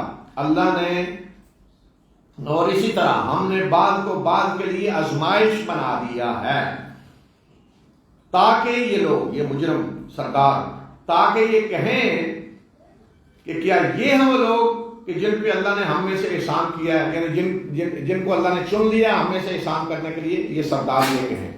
فرمایا کہ ہم نے ان لوگوں کو ایمان لانے والوں کو تمہارے لیے آزمائش بنا دیا ہے اور تمہیں ان کے لیے آزمائش بنا دیا. تم انہیں ستا رہے ہو ان کا امتحان ہو رہا ہے اور تم ان کا مذاق اڑا رہے ہو تو تمہارے لیے وہ آزمائش بنے ہوئے ہیں. اس طرح فرمایا کہ ہم نے تم بعض کو بعض کے لیے آزمائش بنا دیا اور اسی قانون کے نتیجے میں آج یہ سردار کہہ رہے ہیں مجرم کہ کیا یہ وہ لوگ ہیں جن کو اللہ نے ہم میں سے احسان کرنے کے لیے چن لیا ہے. کیا اللہ اپنے شکر گزار بندوں کو اچھی طرح جانتا نہیں ہے کہ اللہ کو پتہ نہیں شکر گزار کون ہے کس کو چننا ہے. تمہیں چنتا اللہ جو نہ شکرے ہیں مجرم ہیں. پھر نبی صلی اللہ علیہ وسلم کو مخاطب کیا کہ یہ بندے یہ غریب مسلمان جن کا یہ مذاق اڑا رہے ہیں ان کو پیغام دیں اللہ کا. جب آپ کے پاس آئیں تو اللہ کا پیغام دیں ان کو. وہ کیا ہے؟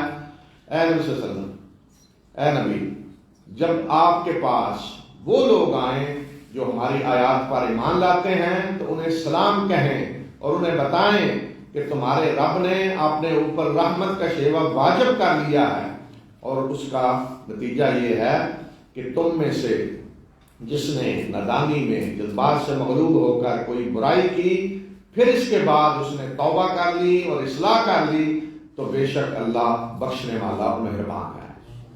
یعنی ان غریبوں کو اللہ کی طرف سے خوشخبری دے دیں انہیں سلام کہیں خوشخبری دے دیں کہ تمہارے رب نے رحمت واجب کر لیا اپنے اوپر اور اس رحمت کو واجب کرنے کا نتیجہ کیا ہے اس قانون کا کہ اللہ نے اپنے اوپر رحمت واجب کر لیا. اس کا نتیجہ کیا ہے کہ تم میں سے جس نے کوئی برائی کی نادانی میں جذبات سے مغلوب ہو کر پھر توبہ کر کے اصلاح کر لی تو اللہ بخشنے والا مہربان ہے. یہ پیغام دے دیں انہیں کہ تمہارا رب توبہ قبول کرنے والا ہے. اگر کسی کو غلطی ہو تو معافی مانگے اللہ قبول کرنے والا ہے اس لیے کہ اس نے رحمت اپنے اوپر واجب کر لی ہے. اور اسی طرح ہم آیات کو تفصیل سے بیان کرتے ہیں اور یہ اس لیے کہ تاکہ مجرموں کا راستہ اچھی طرح واضح ہو جائے پتہ چل جائے مجرم کس راستے پہ چلتے ہیں. کہہ دیجیے کہ مجھے اس بات سے منع کر دیا گیا ہے کہ میں ان کی عبادت کروں جنہیں تم اللہ کے سوا پکارتے ہو. کہہ دیجیے کہ میں تمہاری خواہشات کی پیروی نہیں کروں گا. اگر میں تمہاری خواہشات کی پیروی کروں تب تو میں گمراہ ہو گیا اور پھر میں ہدایت یافتہ لوگوں میں سے نہیں رہوں گا. کہہ دیجئے کہ میں اپنے رب کی طرف سے ایک واضح دلیل پہ ہوں اور تم اس کو جھٹلا چکے ہو. یعنی میرے پاس تو واضح ہدایت آ چکی ہے اپنے رب کی طرف سے اور تم اس کو جھٹلا چکے ہو. میرے پاس وہ چیز نہیں ہے جس کے لیے تم جلدی مچائے ہوئے ہو. فیصلے کا سارا اختیار اللہ کے ہاتھ میں ہے. وہ حق بیان کرتا ہے اور وہ بہترین فیصلہ کرنے والا ہے. میرے پاس وہ چیز نہیں ہے جس کے لیے تم جلدی مچائے ہوئے ہو. کیا چیز؟ عذاب. اللہ کے رسول ڈراتے ہیں کہ اگر تم کفر کرو گے تو عذاب آئے گا. ایک ہے آخرت کا عذاب، ایک ہے دنیا میں عذاب آتا ہے اللہ کے رسولوں کو جھٹلانے کے نتیجے میں، جیسے قوم نوح پہ آیا، آج ساری قوم. تو رسول اللہ صلی اللہ علیہ وسلم نے بھی ڈرایا. تو اب اس کو بھی وہ مذاق بنا لیتے تھے. ہاں جی عذاب کی طرح ہے. جب رسول اللہ صلی اللہ علیہ وسلم کے سامنے آئے ملے، وہ عذاب نہیں آیا آپ کا. جب مسلمانوں کو کہتے وہ جو عذاب سے ڈرا رہے تھے وہ کدھر ہے، کہاں رکا ہوا ہے، طائف پہنچا ہے، ادھر کہاں راستے میں کہیں اڑ گیا ہے، کدھر، اس طرح مذاق رہا. تو اس لیے نبی صلی اللہ علیہ وسلم کو کہا کہ آپ کہہ دیں کہ جو جس کے لیے تم جلدی مچائے ہوئے نا عذاب، وہ میرے پاس نہیں ہے، اس کا بٹن میرے پاس نہیں ہے، وہ اللہ کے پاس ہے. کہہ دیجئے کہ اگر میرے پاس وہ ہوتا، وہ چیز ہوتی جس کے لیے تم جلدی مچائے ہو، یعنی عذاب، تو میرے اور تمہارے درمیان فیصلہ ہو چکا ہوتا. اور اللہ ایسے ظالموں کو اچھی طرح جانتا ہے. فرمایا کہ اگر میرے ہاتھ میں ہوتا عذاب تو آ چکا ہوتا، فیصلہ ہو چکا ہوتا. اللہ کے ہاتھ میں ہے تو اس لیے اللہ جب چاہے گا لائے گا، نہیں وہ میرے ہاتھ میں نہیں ہے. اور اللہ ہی کے پاس غیب کی کنجیاں ہیں، اس کے سوا انہیں کوئی نہیں جانتا. اور وہ جانتا ہے جو کچھ خشکی میں ہے اور جو کچھ سمندر میں ہے. کوئی پتہ بھی نہیں گرتا مگر وہ جانتا ہے، یعنی اس کے علم میں ہے.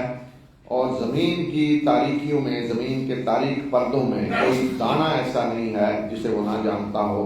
اور کوئی خشک اور تر چیز ایسی نہیں ہے جو ایک واضح کتاب میں لکھی ہوئی نہ ہو.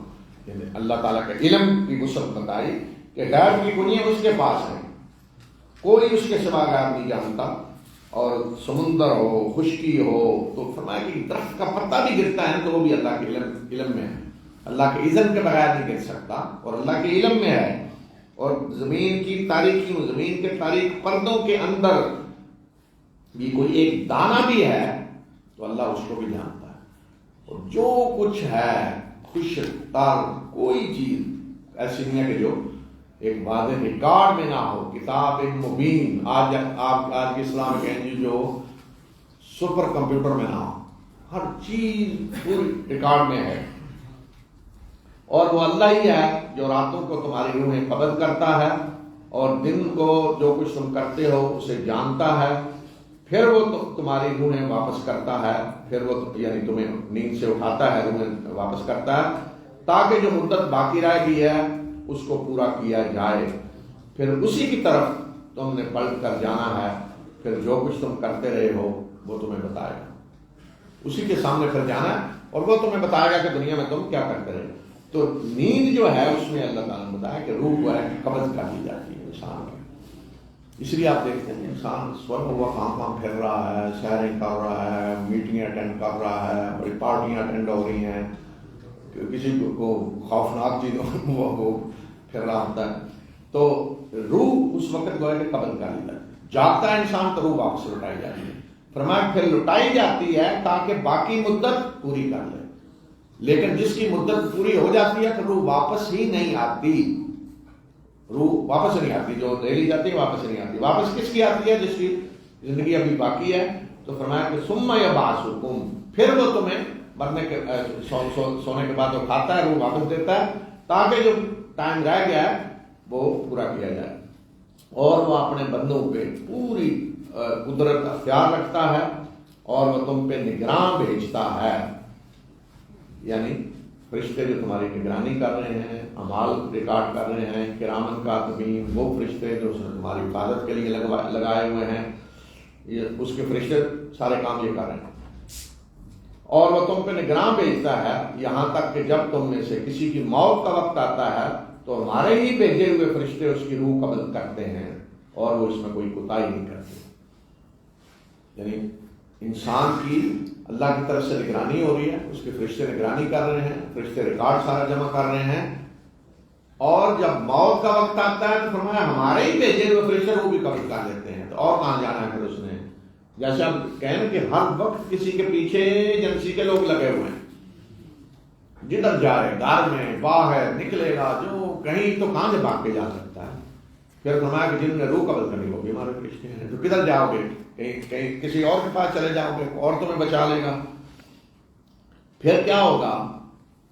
پھر ہمارے ہی بھیجے ہوئے فرشتے تمہاری روح قبض کرتے ہیں اور وہ اس میں کوئی کوتاہی نہیں کرتے، پھر یہ لوگ اپنے مولا حقیقی، اپنے حقیقی آقا کی طرف، اللہ اپنے حقیقی آقا کی طرف لوٹائے جائیں گے۔ ثم ردوا الی اللہ مولاہم الحق، پھر جب روح فرشتے قبض کر لیں گے پھر یہ اللہ اپنے حقیقی مولا، اپنے حقیقی آقا کی طرف لوٹائے جائیں گے، کسی اور مولا کی طرف نہیں، حقیقی جو مولا ہے اللہ، اس کی طرف لوٹائے جائیں گے، اسی کے پاس فیصلے کے سارے اختیارات۔ الا لہ الحکم، سن لو، لہ الحکم، فیصلے کا اختیار اس کے ہاتھ میں، کسی اور کے پاس نہیں ہے۔ الا مطلب خبردار، کان کھول کر سن لو، لہ الحکم، فیصلے کا اختیار اس کے پاس ہے۔ جب اس کے پاس حاضر کیے جائیں گے تو وہاں فیصلے کسی اور نے نہیں کرنے، لہ الحکم، اسی کے پاس فیصلے کے سارا اختیار ہے، اور وہ تیزی سے حساب لینے والا ہے، اسے کوئی دیر نہیں لگے گی حساب لینے، تیزی سے حساب لینے والا۔ کہہ دیجئے کہ کون ہے جو خشکی اور سمندر کی تاریکیوں میں تمہیں نجات دیتا ہے، تم اسے پکارتے ہو عاجزی سے بھی اور خفیہ طریقے سے بھی، کہ اگر اس نے ہمیں اس مصیبت سے نجات دے دی تو ہم اس کے شکر گزار بندوں میں ہو جائیں گے۔ کہہ دیجئے کہ اللہ ہی تمہیں نجات دیتا ہے اس مصیبت سے بھی، یعنی جس کے لیے تم نے دعا کی، اور ہر تکلیف سے وہی تمہیں نجات دیتا ہے، پھر تم شریک ٹھہرانے لگتے ہو۔ وہی نجات دے رہا ہے ہر مصیبت سے، جس کے لیے پکارے اس سے بھی، اور جس کے لیے دعا نہیں کی اس مصیبت سے بھی تمہیں نجات دے رہا ہے، لیکن تمہارا حال یہ ہے کہ پھر ثم انتم تشرکون، پھر تم اس کے شریک ٹھہرا لیتے ہو۔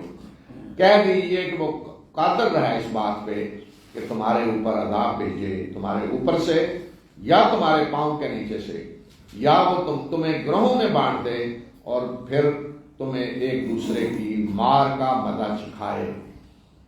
یہ اللہ کا عذاب ہوتا ہے، گروہوں میں اللہ بانٹ دیتا ہے قوموں کو، اور ایک دوسرے کو مارتے ہیں، ایک دوسرے کو قتل کرتے ہیں، خانہ جنگی۔ دیکھیے کہ کس طرح ہم آیات کو مختلف طریقوں سے ان کے سامنے لا رہے ہیں، شاید کہ یہ سمجھیں، اور آپ کی قوم اس کو جھٹلا چکی ہے، حالانکہ یہ حق ہے۔ نبی صلی اللہ علیہ وسلم کو مخاطب کیا کہ آپ کی قوم تو اس کو جھٹلا چکی ہے، حالانکہ یہ حق ہے۔ کہہ دیجئے کہ میں تمہارے اوپر کو حوالہ دار نہیں ہوں، میں نے کوئی یہ نہیں کہ تمہارے سر پہ کھڑے ہو کے زبردستی تمہیں محمد بنانا ہے، میں نے تو پیغام پہنچا دیا۔ ہر خبر کے لیے، ہر خبر کے پورا ہونے کا ایک وقت ہے، اور جلدی تمہیں معلوم ہو جائے گا۔ ہر خبر کے، یعنی نبی صلی اللہ علیہ وسلم خبردار کر رہے تھے کہ عذاب اللہ کا آئے گا، تو وہ لائیں یہ عذاب، تو فرمایا کہ ہر خبر کے پورا ہونے کا ایک وقت ہے، جب وقت آئے گا تو وہ جو کچھ کہا جا رہا ہے، جو خبر دی جا رہی پوری ہو کر رہے گی، اور جلدی تمہیں پتہ چل جائے گا کہ کیا اثر ہوتا ہے تمہارا۔ وَإِذَا رَأَيْتَ الَّذِينَ يَخُوضُونَ فِي آيَاتِنَا فَأَعْرِضْ عَنْهُمْ حَتَّى يَخُوضُوا فِي حَدِيثٍ غَيْرِهِ وَإِمَّا يُنْسِيَنَّكَ الشَّيْطَانُ فَلَا تَقْعُدْ بَعْدَ ذِكْرَىٰ مَعَ الْقَوْمِ الظَّالِمِينَ وَمَا عَلَى الَّذِينَ يَتَّقُونَ مِنْ حِسَابِهِمْ مِنْ شَيْءٍ وَلَكِنْ ذِكْرَىٰ لَعَلَّهُمْ يَتَّقُونَ وَذَرِ الَّذِينَ اتَّخَذُوا دِينَهُمْ لَعِبًا وَلَهْوًا وَغَرَّتْهُمُ الْحَيَاةُ الدُّنْيَا وَذَكِّرْ بِهِ أَن تُبْصِرَ نَفْسٌ بِمَا كَسَبَتْ لَيْسَ لَهَا مِن دُونِ اللَّهِ وَلِيٌّ وَلَا شَفِيعٌ وَإِن تَعْدِلْ كُلَّ عَدْلٍ لَّا يُؤْخَذْ مِنْهَا أُولَٰئِكَ الَّذِينَ أُبْسِلُوا بِمَا كَسَبُوا لَهُمْ شَرَابٌ مِّنْ حَمِيمٍ وَعَذَابٌ أَلِيمٌ بِمَا كَانُوا يَكْفُرُونَ قُلْ أَنَدْعُو مِن دُونِ اللَّهِ مَا لَا يَنفَعُنَا وَلَا يَضُرُّنَا وَنُرَدُّ عَلَىٰ أَعْقَابِنَا بَعْدَ إِذْ هَدَانَا اللَّهُ كَالَّذِي اسْتَهْوَتْهُ الشَّيَاطِينُ فِي الْأَرْضِ حَيْرَانٍ لَّهُ أَصْحَابٌ يَدْعُونَهُ إِلَى الْهُدَى ائْتِنَا قُلْ إِنَّ هُدَى اللَّهِ هُوَ الْهُدَىٰ وَأُمِرْنَا لِنُسْلِمَ لِرَبِّ الْعَالَمِينَ وَأَنْ أَقِيمُوا الصَّلَاةَ وَاتَّقُوهُ وَهُوَ الَّذِي إِلَيْهِ تُحْشَرُونَ وهو الذي خلق السماوات والأرض بالحق ويوم يقول كن فيكون قوله الحق وله الملك يوم ينفخ في الصور عالم الغيب والشهادة وهو الحكيم الخبير۔ اور جب آپ ان لوگوں کو دیکھیں جو ہماری آیات میں نکتہ چینیاں کر رہے ہوں تو ان کو چھوڑ دیں، ان سے اعراض کریں جب تک کہ وہ اس بات کو چھوڑ کر کسی اور بات میں مشغول نہ ہو جائیں، اور اگر شیطان تمہیں بلا دے تو یاد آنے کے بعد ایسے مجلس میں نہ بیٹھیں، اور اگر شیطان تمہیں بلا دے تو یاد آنے کے بعد ایسے ظالم لوگوں کے ساتھ نہ بیٹھیں۔ یہ رسول اللہ صلی اللہ علیہ وسلم کو حکم دیا آپ کے ذریعے سارے مسلمانوں کو کہ اگر کسی مجلس میں اللہ کی آیات کے پہ نکتہ چینی ہو رہی ہے، اللہ کی آیات کا مذاق اڑایا جا رہا ہے، تو فرمایا کہ ایسے مجلس میں نہ بیٹھیں جب تک کہ وہ اس کو چھوڑ کر پھر دوسری بات میں نہ مشغول ہو جائیں، اور اگر بھول کے بیٹھ گئے ہیں تو فوراً یاد آئے کہ فوراً اٹھ جائیں۔ اور کیوں یہ حکم دیا؟ فرمایا کہ ان لوگوں کے حساب کی کسی قسم کی کوئی ذمہ داری متقی لوگوں پہ نہیں ہے، یعنی جو اللہ کے آیات کا مذاق اڑا رہے ہیں تو ان کی معاملات کی کوئی ذمہ داری متقی لوگوں پہ نہیں ہے، ان کے اعمال کا بار کوئی متقی لوگوں پہ نہیں پڑے گا، بس یہ یاد دہانی ہے شاید کہ یہ بات آ جائے، یعنی یہ جو طریقہ اختیار کیا جا رہا ہے اس لیے کہ یاد دہانی کرائی جائے ان کو کہ یہ تم غلط کام کر رہے ہو، جیسے نا کوئی بائی کاٹ کر کے نکل جاتا ہے تو گویا کہ وہ بتا رہا ہے مجلس والوں کو کہ یہ تم غلط کر رہے ہو، یہ شاید بات آ جائے۔ لیکن اگر کسی نے کوئی احتجاج ہی نہیں کیا، بائی کاٹ ہی نہیں کیا، تو اس کا تو مطلب ہے انہیں یاد دہانی بھی نہیں کرائے گی کہ تم غلط کام کر رہے ہو۔ اور جن لوگوں نے اپنے دین کو کھیل تماشا سمجھ رکھا ہے ان کو چھوڑ دیں، اور ان کو دنیا کی زندگی نے فریب میں مبتلا کر رکھا ہے، بس یہ ہے کہ اس قرآن کے ذریعے یاد دہانی کرا دیں کہ تاکہ کوئی اپنی کمائی کے بدلے میں پکڑ نہ لیا جائے اس حال میں کہ اللہ کے مقابلے میں اللہ کے سامنے کوئی اس کا حامی و مددگار اور سفارشی نہیں ہے، اور اگر وہ ہر قسم کا بدلہ بھی دینا چاہے تو اس سے قبول نہیں کیا جائے گا۔ یہ وہ لوگ ہیں کہ جو اپنے کرتوتوں کی وجہ سے پکڑے گئے ہیں، ان کے لیے ان کو پینے کے لیے کھولتا ہوا پانی ملے گا اور دردناک عذاب ہوگا ان کے لیے اس کفر کی وجہ سے جو یہ کیا کرتے تھے۔ تو یہاں بھی یہ فرمایا کہ وہ لوگ جنہوں نے دین جن کے لیے کوئی سنجیدہ چیز نہیں ہے، دین کو کھیل تماشا جنہوں نے سمجھا ہوا ہے، دنیا کی زندگی کوئی سب کچھ دنیا کی زندگی انہوں نے دھوکے فریب میں مبتلا کیا ہوا ہے، تو فرمایا کہ ان کی کوئی پرواہ نہ کریں، آپ پہ کوئی ذمہ داری نہیں، آپ نے پیغام پہنچا دیا، لیکن انہیں نصیحت کر لیں اس قرآن کے ذریعے کہ تاکہ ایسا نہ ہو کہ کوئی اپنے کرتوتوں کی وجہ سے پکڑا جائے اور وہاں پھر وہ کہہ دی کسی نے کوئی نصیحت ہی نہیں کی تھی۔ تو اس لیے فرمایا کہ یاد دہانی انہیں کروا دیں کہ کہیں ایسا نہ ہو کہ پکڑے جائیں جب اللہ کے ہاں کہ کوئی سفارشی نہیں، کوئی بچانے والا نہیں، ساری دنیا کو بدلے میں دینا چاہیں تو وہ بھی قبول نہیں کی جائے گی، تو صرف یاد دہانی ہے۔ کہہ دیجیے کہ کیا ہم اللہ کو چھوڑ کر ان کو پکاریں کہ جو نہ ہمیں کوئی فائدہ پہنچا سکتے ہیں نہ نقصان، اور پھر ہم واپس الٹے پاؤں لوٹا دیے جائیں یعنی کفر کی طرف، اس کے بعد کہ اللہ نے ہمیں ہدایت دی ہے تو پھر ہمارا حال اس شخص کی طرح ہو جائے گا جسے شیاطین نے صحرا میں حیران و پریشان چھوڑ دیا ہو، جسے شیاطین نے کہیں صحرا میں جا چھوڑا ہے، جیسے آج سمجھے نا کوئی گاڑی میں کسی کو لے گیا این صحرا کے اندر جا کے اتار کے بھاگ گیا، اب اس کو راستہ نہیں مل رہا، کدھر جائیں کدھر ہے، سڑک کدھر ہے، جانا کدھر ہے، حیران و پریشان پھر رہا ہے، اور اس کے ساتھی اسے بلا رہے ہیں کہ ادھر ہماری طرف آؤ یہ ہدایت، لیکن وہ شیطانوں نے بہکایا ہوا ادھر ادھر پھر رہا ہے۔ تو یہ تصویر کھینچی اس وقت کی کہ اگر ہم اللہ کو چھوڑ کر ان کو پکاریں جن کو تم پکارتے ہو، جبکہ اللہ ہماری رہنمائی کر چکا ہے، ہدایت دے چکا ہے، سیدھا راستہ ہمیں بتا چکا ہے، تو پھر ہمارا حال یہ ہوگا کہ جیسے کوئی صحرا میں بھٹک رہا ہے، شیاطین نے اسے چھوڑا اور اس کو اس کے ساتھی بلا رہے ہیں یہ ہے راستہ، ادھر ہے روڈ، دور سے اشارے کر رہے ہیں آؤ ادھر ہماری طرف آؤ یہ ہے راستہ، لیکن وہ ادھر ہی بھٹک رہا ہے۔ تو فرمایا پھر ہمارا حال یہ ہو جائے گا کہ ہدایت پانے کے بعد بھی ہم شیطانوں کے ہاتھ چڑھ جائیں۔ کہہ لیجئے کہ بے شک ہدایت تو اللہ ہی کی عطا کردہ ہدایت ہے، اور ہمیں حکم دیا گیا ہے کہ ہم رب العالمین کے سامنے سر تسلیم خم کریں، اور ہمیں حکم دیا گیا ہے کہ نماز قائم کرو اور اسی سے ڈرو، اور اسی کی طرف تم سب کو جمع کر کے لایا جائے گا۔ اور وہ اللہ ہی ہے کہ جس نے آسمانوں اور زمین کو برحق پیدا کیا، یعنی ایک مقصد کے لیے پیدا کیا، کھیل تماشے کے طور پر برحق پیدا کیا، اور جس روز وہ کن کہے گا تو ہو جائے گا، یعنی جس روز وہ کہے گا کہ حشر برپا ہو جائے تو برپا ہو جائے گا۔ कुन ऑर्डर देगा क़यामत के लिए, हशर बर्पा करने के लिए, तो फयकून, वो हशर बर्पा हो जाएगा, उसका फरमान हक है, उसी की बादशाही होगी उस रोज, जिस रोज सूर में फूंका जाएगा। वो गैब और ज़ाहिर को जानने वाला है और वो हकीम है, दाना है और खबर रखने वाला है। وإذ قال إبراهيم لأبيه آزر أتتخذ أصناما آلهة إني أراك وقومك في ضلال مبين وكذلك نري إبراهيم ملكوت السماوات والأرض وليكون من الموقنين فلما جن عليه الليل رأى كوكبا قال هذا ربي فلما أفل قال لا أحب الآفلين فلما رأى القمر بازغا قال هذا ربي فلما أفل قال لئن لم يهدني ربي لأكونن من القوم الضالين فلما رأى الشمس بازغة قال هذا ربي هذا أكبر فلما أفلت قال يا قوم إني بريء مما تشركون إني وجهت وجهي للذي فطر السماوات والأرض حنيفا وما أنا من المشركين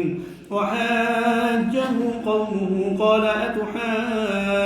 أتحاجوني في الله وقد هدان ولا أخاف ما تشركون به إلا أن يشاء ربي شيئا وسع ربي كل شيء علما أفلا تتذكرون وكيف أخاف ما أشركتم ولا تخافون أنكم أشركتم بالله ما لم ينزل به عليكم سلطانا فأي الفريقين أحق بالأمن إن كنتم تعلمون الذين آمنوا ولم يلبسوا إيمانهم بظلم أولئك لهم الأمن وهم مهتدون وتلك حجتنا آتيناها إبراهيم على قومه نرفع درجات من نشاء إن ربك حكيم عليم ووهبنا له إسحاق ويعقوب كلا هدينا ونوحا هدينا من قبل ومن ذريته داود وسليمان وأيوب ويوسف وموسى وهارون وكذلك نجزي المحسنين وزكريا ويحيى وعيسى وإلياس كل من الصالحين وإسماعيل واليسع ويونس ولوطا وكلا فضلنا على العالمين ومن آبائهم وذرياتهم وإخوانهم واجتبيناهم وهديناهم إلى صراط مستقيم ذلك هدى الله يهدي به من يشاء من عباده ولو أشركوا لحبط عنهم ما كانوا يعملون أولئك الذين آتيناهم الكتاب والحكم والنبوة فإن يكفر بها هؤلاء فقد وكلنا بها قوما ليسوا بها بكافرين أولئك الذين هدى الله فبهداه مقتده قل لا أسألكم عليه أجرا إن هو إلا ذكرى للعالمين وما قدر الله حق قدره إذ قالوا ما أنزل الله على بشر من شيء قل من أنزل الكتاب الذي جاء به موسى نورا وهدى للناس تجعلونه قراطيس تبدونها وتخفون كثيرا وعلمتم ما لم تعلموا أنتم ولا آباؤكم قل الله ثم ذرهم في خوضهم يلعبون وهذا كتاب أنزلناه مبارك مصدق الذي بين يديه ولتنذر أم القرى ومن حولها والذين يؤمنون بالآخرة يؤمنون به وهم على صلاتهم يحافظون और उस वक्त को याद करो जब इब्राहीम ने अपने बाप आदर से कहा कि क्या तू बुतों को इलाह बनाता है। आलिहा इलाह की जमा है, क्या तुमने बुतों को माबूद बनाया हुआ है, खुदा बनाया हुआ है। इसका मतलब एक इलाह नहीं था अल्लाह को छोड़कर, आलिहा बहुत सारे बुत थे। इसलिए कि जब को अल्लाह को छोड़ता है तो फिर किसी एक बुत पे नहीं था, एक इलाह पे नहीं, फिर इलाह बनते जाते हैं। हर एक की ख्वाहिश के मुताबिक इलाहों में इजाफा होता रहता है। बेशक मैं तुझे भी और तेरी कौम को भी वादे गुमराही में मुब्तला देख रहा हूँ, हज़रत इब्राहीम ने कहा। और इसी तरह हम इब्राहीम को आसमान और ज़मीन का निज़ाम सल्तनत दिखा रहे थे ताकि वो यकीन करने वालों में से बन जाए। اللہ تعالیٰ فرمانے کہ ہم ابراہیم کو اپنی نشانیاں دکھا رہے تھے بڑی بڑی کائنات میں تاکہ وہ یقین کرنے والوں میں سے بن جائے. تو اسی طرح نشانیاں دیکھتے ہوئے انہوں نے کائنات میں غور و فکر کیا جن کو ان کی قوم ان کے باپ سب پوچھتے تھے ستاروں کو اور چاند اور سورج کو. تو ان کے بارے میں انہوں نے غور و فکر کیا کہ کیا یہ الہ ہو سکتے ہیں, کیا یہ معبود ہو سکتے ہیں. پر جب رات چھا گئی تو ابراہیم نے ایک ستارے کو دیکھا. اس کا مطلب یہ ستارہ وہ تھا جسے ان کی قوم نے الہ بنایا ہوا تھا, پوچھتے تھے جس کو. جب رات چھا گئی تو ابراہیم نے ایک ستارے کو دیکھا اور کہا کہ یہ میرا رب ہے. پھر جب وہ غروب ہو گیا تو ابراہیم نے کہا کہ میں غروب ہونے والوں کو پسند نہیں کرتا. یعنی جو غروب ہو گیا ہے وہ معبود کیسے ہو سکتا ہے, وہ تو غائب ہو گیا. تو آپ پکارنے والے کیسے پکاریں, وہ جی خدا صاحب تو ہے ہی نہیں, ابھی چھٹی پہ چلے گئے ہیں. پھر جب اس نے چاند کو چمکتے ہوئے دیکھا تو کہا کہ یہ میرا رب ہے. پھر جب وہ بھی غروب ہو گیا تو ابراہیم نے کہا کہ اگر میرے رب نے میری رہنمائی نہ کی تو میں گمراہ لوگوں میں شامل ہو جاؤں گا. پھر جب اس نے سورج کو چمکتے ہوئے دیکھا تو کہا کہ یہ میرا رب ہے اور یہ تو سب سے بڑا ہے, سورج تو سب سے بڑا ہے, پھر یہ رب ہوگا. پھر جب وہ بھی غروب ہو گیا تو ابراہیم نے کہا کہ میری قوم جن کو تم نے شریک ٹھہرایا ہوا اللہ کا, میں ان سے بری ذمہ ہوں. یعنی یہ سارے یہ الہ نہیں ہو سکتے. ایک دیکھا وہ بھی غروب, دوسرا دیکھا وہ بھی غروب, تیسرا دیکھا وہ بھی غروب. تو جو غروب ہونے والے ہیں کسی کے حکم پہ طلوع ہو رہے ہیں اور غروب ہو رہے ہیں, تو اس کا مطلب ہے کہ یہ خود خدا نہیں ہے, ان کے پاس خود کو طاقت نہیں ہے, کسی اور نے ان کو مسخر کیا ہوا ہے, ہماری خدمت میں لگایا ہوا ہے. میں نے اپنا رخ اس ہستی کی طرف پھیر دیا ہے کہ جس نے آسمانوں اور زمین کو پیدا کیا ہے یکسو ہو کر, اور میں مشرکوں میں سے نہیں ہوں. تو حضرت ابراہیم نے اعلان کر دیا, یہ ہے توحید سب سے بڑی, کہ میں نے یکسو ہو کر اپنا رخ اس ہستی کی طرف پھیر دیا ہے جس نے آسمان و زمین کو پیدا کیا ہے. انی وجہت وجہی للذی فطر السماوات والارض حنیفا وما انا من المشرکین. پیدا کیا ہے, خالق نہیں دیکھیں یہاں کا, انی وجہت وجہی للذی خلق السماوات فطر السماوات. خلق اور فطرہ میں فرق یہ ہے کہ فطرہ بھی پیدا کرنے کے معنی میں آتا ہے, بنانے, لیکن جو اول روز سے کسی چیز کو بناتا ہے نا, کچھ نہیں تھا, وہ فطرہ ہوتا ہے, فطرہ. لیکن اگر کوئی چیز بنی ہو, گر جائے, دوبارہ بنانا وہ خالق کا بھی ہو سکتا ہے. ایک چیز ختم ہوگی پھر دوبارہ پیدا کر دے. اس لیے فرمایا کہ میں نے اپنا رخ اس یکسو ہو کر اس ہستی کی طرف پھیر دیا جس نے اول روز سے آسمان و زمین کو پیدا کیا ہے جب ان کا کوئی نام و نشان نہیں تھا, اور میں مشرکوں میں سے نہیں ہوں. اپنی قوم کو خبردار کر دیا. اور اس کی قوم نے اس سے جھگڑا کیا. کس کے بارے میں جھگڑا کیا کہ یہ تو شریک ہیں, یہ تو دیکھیں یہ کرتے ہیں, یہ اختیار وہ اختیار. دیکھیں یہ ساری قومیں, حضرت ابراہیم کی قوم بھی اللہ کو ماننے والے, اسے آگے دیکھ لیں حضرت ابراہیم کیا کہنے ہمیں. تو یہ جتنے تھے چاند اور سورج, جن کو انہوں نے اللہ کے ساتھ شریک ٹھہرایا ہوا, ان کو اللہ نے اختیارات دیے ہوئے. اور اس کی قوم نے اس سے جھگڑا کیا. تو ابراہیم نے کہا کہ کیا اللہ کی ذات کے بارے میں تم مجھ سے جھگڑا کرتے ہو, حالانکہ اس نے مجھے ہدایت دے دی ہے. یعنی اللہ کے بارے میں جھگڑا کر رہے, اس کا مطلب اللہ کو مانتے تھے کہ جس نے سب کچھ پیدا کیا ہے وہ ہے اللہ. باقی یہ کون ہے کہ یہ اللہ کے مقرب ہیں, ان کو اللہ نے اختیارات دیے ہوئے. اور میں ان سے نہیں ڈرتا جن کو تم شریک ٹھہراتے ہو, الا یہ کہ میرا رب کو چیز چاہے, اور میرے رب کا علم ہر چیز پہ وسیع ہے. کیا تم نصیحت نہیں حاصل کرو, سبق نہیں سیکھو گے. یہ جو حضرت ابراہیم نے کہا کہ جن کو تم نے شریک ٹھہرایا اور میں ان سے نہیں ڈرتا. تو جب اس طرح کے لوگ جو شرک کر رہے ہوتے ہیں تو اللہ کے نبیوں کو جو بھی انہیں سمجھاتا ہے تو وہ کہتے ہیں کہ ہمارے معبودوں کی توہین کر رہے ہیں, تو لہذا اب ہمارے معبودوں کی خداؤں کی مار پڑ جائے گی انہیں. دیکھیں ان کا عاشق کیا ہوتا ہے, دیکھیں کیا بنتا ہے ان کا, ڈرا رہے ہوتے ہیں. تو حضرت ابراہیم نے کہا کہ یہ ڈرا رہے ہو جو تم مجھے, تو میں ان سے نہیں ڈرتا جن کو تم نے خدا اللہ کے ساتھ شریک ٹھہرایا ہوا ہے. اگر مجھے کچھ ہوگا تو جو اللہ چاہے گا ہوگی. اس لیے ان کا اللہ یہ اشارہ, اللہ کہ میرا رب کو چاہے. فرض کریں کہ آج کوئی نیک بندہ ہے, کسی کو خبردار کرتا ہے بھائی یہ جن کو معبود بنایا ہوا یہ نہ کرو, وہ جو آپ توہین کر رہے ہیں ان کی, تو پھر آپ کا دیکھیں اشر کیا ہوتا ہے, مار پڑ جائے گی. اور وہ بندہ اللہ ہی نے اسے کوئی بیماری میں مبتلا کر دیا, دیکھیں ہو گیا, تو اس لیے حضرت ابراہیم نے کہا کہ اگر مجھے کچھ ہوا بھی تو ان کی وجہ سے نہیں ہوگا، یہ نہیں کریں گے الا ان یشاء ربی شیئا، کہ میرا رب اگر کچھ چاہے گا تو ٹھیک ہے، مجھے کچھ ہو سکتا ہے، ان کے کرنے سے نہیں ہوگا۔ اور میں کیسے ان سے ڈروں جن کو تم نے شریک ٹھہرایا ہوا ہے، حالانکہ تم اس بات سے نہیں ڈرتے کہ تم نے اللہ کا شریک ان کو بنا رکھا ہے کہ جن کے شریک ہونے کی اللہ نے کوئی سند نازل نہیں کی۔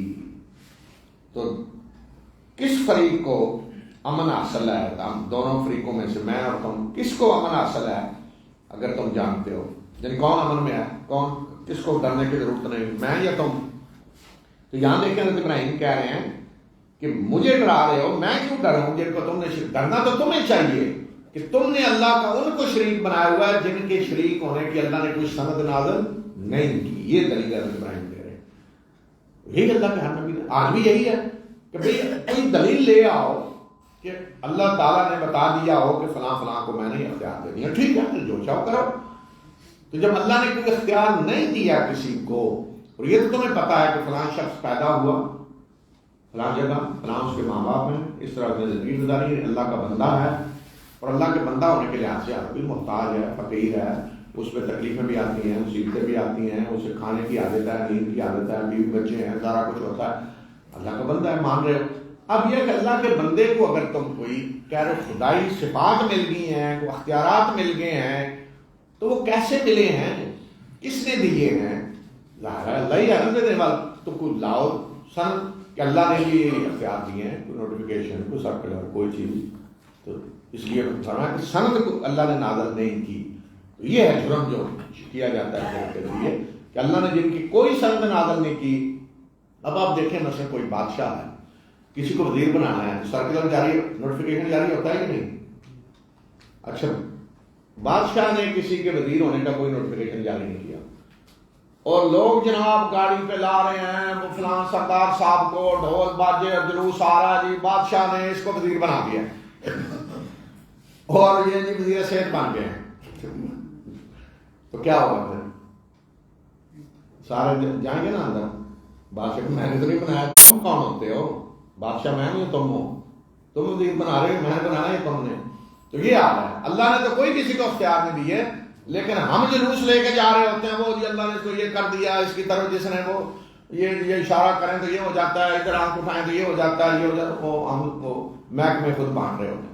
تو یہ اللہ تعالیٰ نے فرمایا کہ حضرت ابراہیم کہیں گے کہ تمہیں ڈرنا چاہیے کہ تم نے ان کو اللہ کا شریک بنایا ہوا کہ جن کے شریک ہونے کی کوئی سند اللہ نے نازل نہیں کی۔ تو ہم دونوں فریقوں میں سے کون ہے جس کو بے خوف ہو جانا چاہیے؟ اگر تم جانتے ہو تو بتاؤ۔ وہ پھر بتایا کہ بے خوف کون ہے، جنہیں کوئی خوف نہیں ہے، وہ کون ہے؟ وہ لوگ جو ایمان لائے اور جنہوں نے اپنے ایمان کو ظلم سے آلودہ نہیں کیا، یہ لوگ ہیں جن کے لیے امن ہے۔ امن یعنی جنہیں ڈرنے کی کوئی ضرورت نہیں ہے، اور وہی ہدایت یافتہ ہیں۔ اچھا، یہ آیت جب نازل ہوئی کہ وہ لوگ جو ایمان لائے اور اپنے ایمان کو ظلم سے آلودہ نہیں کیا، ان کے لیے خوف ہے۔ اس کا مطلب جس نے اپنے ایمان کو ظلم سے آلودہ کیا اس کے لیے خوف نہیں ہے، اس کے لیے خوف ہے، امن نہیں ہے۔ امن نہیں ہے، خوف ہے، تو جہنم میں جائے۔ تو اس کا مطلب ہے کہ امن جس کو کوئی ڈر نہیں، خوف نہیں، وہ کون ہے کہ جس نے ایمان کو ظلم سے آلودہ نہیں کیا۔ تو مومن تو ڈر کے، صحابہ نے سمجھا کہ یہاں ظلم سے مراد عام زیادتی ظلم ہے جو ہو جاتا ہے ہر سے کسی نہ کسی کے ساتھ، تو شاید یہ ہے۔ تو اگر یہ ہے کہ چھوٹا موٹا ظلم بھی کر دیا تو اس کا مطلب ہے پھر بھی جنت میں نہیں جا سکتے، ڈر کے لوگ۔ تو رسول اللہ صلی اللہ علیہ وسلم نے فرمایا کہ نہیں، یہاں ظلم سے مراد عام ظلم زیادتی نہیں ہے، ظلم سے مراد یہاں شرک ہے۔ تو آپ نے فرمایا کہ وہ پڑھی نہیں آئے سورہ الرحمن میں جو ہے ان الشرک لظلم عظیم، شرک ہے ظلم۔ تو یہاں کو بتایا کہ کون ہے جنہیں کوئی ڈرنے کی ضرورت نہیں، وہ کون ہے کہ جو ایمان لائے اور جنہوں نے اپنے ایمان کو شرک سے آلودہ نہیں کیا، ان کے لیے امن ہے، کوئی ڈرنے کی ضرورت نہیں، اور وہی ہدایت یافتہ ہیں۔ یہ ہماری حجت تھی جو ہم نے ابراہیم کو عطا کی اس کی قوم کے مقابلے میں، اور جس کی ہم چاہتے ہیں درجات بلند کرتے ہیں۔ بے شک تیرا رب دانا ہے اور جاننے والا ہے، اور ہم نے ابراہیم کو اسحاق اور یعقوب عطا کیے، ہر ایک کو ہم نے ہدایت دی، اور نوح کو بھی اس سے پہلے ہم نے ہدایت دی، اور اسی کی ذریت میں سے یعنی ابراہیم کی نسل میں سے ہیں داؤد اور سلیمان اور ایوب اور یوسف اور موسیٰ اور ہارون، اور اسی طرح ہم نیکوکاروں کو بدلہ دیتے ہیں، محسنین بہترین عمل کرنے والے، اور اسی کے خاندان سے ہیں زکریا اور یحییٰ اور عیسیٰ اور الیاس، یہ سب کے سب صالحین میں سے ہیں، اور اسی کی ذریت میں سے ہیں اسماعیل اور یسع اور یونس اور لوط، اور ہر ایک کو ہم نے تمام جہاں والوں پہ فضیلت دی، اور انہی کے آباء و اجداد اور انہی کی نسل اور انہی کے بھائی بندوں میں سے ہیں جن کو ہم نے چن لیا اور ان کی رہنمائی کی سیدھے راستے کی طرف۔ یہ بتایا کہ یہ سارے نبی جو آئے ہیں جن کا ذکر کیا ابراہیم کی نسل سے یا ان کے خاندان سے، فرمایا کہ یہ سارے نبی اسی طرح آئے جس طرح اب اللہ کے آخری رسول آئے ہیں۔ اس لیے سارا بیان کر دیا قریش کے لیے بھی اور یہودیوں کے لیے بھی کہ دیکھو یہی ہدایت جو آج اللہ کے رسول کو یہاں مکہ میں دی جا رہی ہے، یہ پیغام تو یہ پہلے تمام نبیوں کو یہی تو دیا گیا تھا، تو آج تم انکار کیسے کر رہے ہو؟ تو ایک ہی دعوت ہے، ایک ہی سلسلے کے ہیں سارے نبی، یہ اللہ کی ہدایت ہے، اس کے ذریعے اللہ اپنے بندوں میں سے جس کی چاہتا ہے رہنمائی کرتا۔ اور اگر یہ لوگ، یہ سارے نبیوں کا جو اوپر ذکر کیا، اگر یہ لوگ شرک کرتے تو جو اعمال انہوں نے کیے تھے وہ سارے کے سارے ضائع ہو جاتے۔ دیکھیں نبیوں کا ذکر، حضرت ابراہیم کی اولاد، حضرت اسحاق، یعقوب، سارے بڑے بڑے نبی، اگر یہ بھی نبی یہ بھی اگر شرک کرتے تو سارے اعمال ضائع ہو جاتے۔ شرک یہ جیسے ہوتا ہے زہر، اللہ سے اللہ کھانا پکا کے رکھے، غلطی برابر زہر اس میں مل گیا تو ختم، زہریلا ہو گیا سارا، یا کوئی تھوڑا سا بیکٹیریا ایسا ڈال دیں سارے کھانے کو خراب کر دے گا۔ اسی طرح شرک جس نے کیا باقی اعمال سارے ضائع۔ صرف یہ نہیں کہ ایک شرک ایک گناہ ہے، نہیں، شرک باقی نیکیوں کو بھی ختم کر دیتا ہے۔ جس طرح آپ دیکھتے ہیں ایک شخص ہے جو حکومت کا باغی ہے، حکومت کے کسی قانون کو مانتا ہے، حکومت کو باغی، اس کو یہ نہیں دیکھا جائے گا اس نے فلاں سگنل توڑا، اس نے فلاں یہ مخالفت، یہ نہیں، تو باغی ہے خلاف۔ ایک شخص ہے جو حکومت کو مان رہا ہے کہ حکومت کا حق کیا، قانون بنائے، نظام بنائے، میں حکومت ہی کے نظام کے مطابق چلنا چاہتا ہے، لیکن اس سے کوئی غلطیاں ہو گئی ہیں، کہیں ریڈ سگنل کراس کر دیا، کوئی غلط پارکنگ کر دی، کوئی اور کام کر دیا، تو اس کو تو جرمانے ہی ہوں گے نا، سزا ہی ملے گی، وہ باغی تو نہیں ہے۔ اسی طرح جو مشرک ہے وہ ہوا کہ باغی ہے، اس کی باقی جتنے اچھے کام بھی کیے ہیں سب ختم، لیکن جو شرک نہیں کر رہا اس کے جو گناہ ہیں وہ گناہ ہیں، وہ اگر توبہ کرتا ہے تو اللہ معاف کرنے والا دنیا میں، اگر توبہ نہیں بھی کی اس نے دنیا میں اسی طرح چلا گیا تو اللہ تعالیٰ نے بتا دیا اللہ جس کے لیے چاہے گا بخشے گا، معاف کرے گا، وہ ناقابل معافی نہیں ہے۔ یہ فرق ہے۔ تو یہ فرمایا کہ اگر یہ بھی سارے نبی اگر یہ بھی شرک کرتے تو ان کے سارے اعمال ضائع ہو جاتے۔ یہی وہ لوگ ہیں، یہ انبیاء کا سلسلہ، یہی وہ لوگ ہیں کہ جن کو ہم نے کتاب اور حکم اور نبوت عطا کی۔ اگر آج یہ لوگ یعنی قریش عرب، اگر آج یہ لوگ اس کا انکار کر رہے ہیں تو اس کی ذمہ داری ہم نے ایسے لوگوں کو سونپ دی ہے جو اس کا انکار کرنے والے نہیں ہیں۔ فرمایا کہ اگر قریش انکار کر رہے ہیں تو ہم نے ایسے لوگوں کو ذمہ داری سونپ دیا جو انکار کرنے والے نہیں ہیں، جو اللہ کے دین کو پھیلائیں گے، غالب کریں گے۔ تو اللہ تعالیٰ نے انصار دے دیے مدینہ میں کہ ان کے ذریعے اللہ نے غالب کیا اپنے دین کو۔ پھر انبیاء کا یہی سلسلہ اوپر جن کا ذکر ہوا، ان کی طرف ان کا ذکر کرنا ہمارا یہی وہ لوگ ہیں کہ اللہ نے جن کو ہدایت دی ہے، بس انہی کی ہدایت کی پیروی کریں، انہی کے راستے پہ چلیں، یہ انبیاء کا راستہ صاحب۔ کہہ دیجئے کہ میں اس کام پہ تم سے کوئی اجر نہیں مانگتا، یہ تو ایک یاد دہانی ہے تمام جہاں والوں کے لیے، یعنی اس کو فیس نہیں میں نے رکھی ہوئی کہ ایمان لانے والوں کے یہ فیس ہے، میں قرآن سناؤں گا تو فیس دو، نہیں، یہ تو یاد دہانی ہے تمام جہاں والوں کے لیے، جو ایمان لانا چاہتا ہے ایمان لائے۔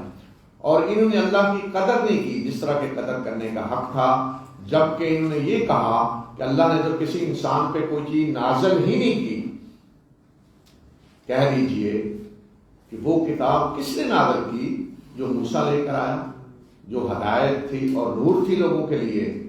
تم نے اس کو پارا پارا کیا ہوا ہے، کچھ حصے کو ظاہر کرتے ہو اور بہت سے حصوں کو چھپاتے ہو، اور جس کے ذریعے تمہیں وہ علم دیا گیا جو نہ تم جانتے تھے اور نہ تمہارے آباء و اجداد جانتے تھے، کہہ دیجئے کہ وہ اللہ نے نازل کی، پھر انہیں چھوڑ دیں کہ یہ اپنے پھر انہیں چھوڑ دیں کہ یہ کھیل تماشے کرتے رہیں۔ تو یہ یہودیوں نے یہ بات کی، قریش تو امید تھے نا، انہیں تو پتہ نہیں تھا اللہ کے رسول سارے جو آئے کتابیں، تو یہودی جا کر جی اللہ نے تو کوئی نازل ہی نہیں کی چیز، یہ کہاں سے کہہ رہے ہیں بھائی آئی ہے کتاب نازل کی ہے۔ چونکہ پیچھے یہودی تھے یہ کروانے والے اعتراض اور سوال، تو اس لیے قریش سوال کر رہے تھے، تو جواب یہودیوں کو دیا کہ انہیں پوچھیں کہ وہ کتاب کس نے نازل کی، پھر اگر کہتے ہیں کہ اللہ نے تو کوئی نازل ہی نہیں کیا، تو وہ کتاب کس نے نازل کی جو موسیٰ نے کہا دی، یعنی تورات، جس کو آج تم نے پارا پارا کیا ہوا ہے، کچھ چھپاتے ہو کچھ دکھاتے ہو، جس کے لیے تمہیں سارا علم دیا گیا۔ تو یہ یہودی کی شرارت تھی، اس لیے جواب ان کو دیا، اور پھر فرمایا کہ اور اب یہ کتاب ہے جو ہم نے نازل کی ہے قرآن، یعنی اسی طرح جس طرح پہلے تورات آئی، اور یہ کتاب ہم نے اب نازل کی ہے، بابرکت ہے اور تصدیق کر رہی ہے اس کی جو اس سے پہلے ہے تورات، اے نبی صلی اللہ علیہ وسلم، تاکہ آپ ام القرا اور اس کے ارد گرد کے سب لوگوں کو خبردار کریں، اور جو آخرت پر ایمان لاتے ہیں وہ اس کتاب پہ بھی ایمان لائیں گے اور وہ اپنے نمازوں کی حفاظت کرتے ہیں۔ ام القرا مکہ، اصل ام القرا کا لفظی معنی ہوتا ہے مرکزی بستی، مرکزی شہر، بستی، اگر ام البلد آ جائے یا ام المدن تو مرکزی شہر، قریہ کی جمع قرا، تو مرکزی بستی، تو مرکزی بستی جزیرۃ العرب میں کون سی تھی؟ مکہ، تو اس مراد مکہ ہے، یعنی یہ کتاب ہم نے آپ پہ نازل کی ہے، بابرکت ہے، تصدیق کرنے والی ہے اس سے پہلے کی، تاکہ آپ مکہ اور اس کے ارد گرد کو خبردار کر دیں۔ اب مکہ دنیا کے وسط میں آج ثابت ہے بات، تو گویا کہ کہہ دیا گیا کہ مکہ اور پوری دنیا کو خبردار کر دیں، یہ بھی معجزہ ہے قرآن کا، دیکھیں کہ جب مکہ اور اس کے ارد گرد کہا تو اس میں پوری دنیا آ جاتی ہے، حالانکہ اس وقت جو سمجھا گیا وہ تو یہی تھا نا، مکہ کے ارد گرد یعنی جزیرۃ العرب سارا، ان کو خبردار کریں، اور رسول اللہ سب سے پہلے اپنی زندگی میں تو انہیں ان کو پیغام پہنچایا، لیکن اب مکہ کے ارد گرد گویا کہ پوری دنیا آ جاتی ہے، اور فرمایا کہ جو آخرت پر ایمان رکھتے ہیں، ڈرتے ہیں اللہ سے، وہ اس کتاب پر ایمان لائیں گے۔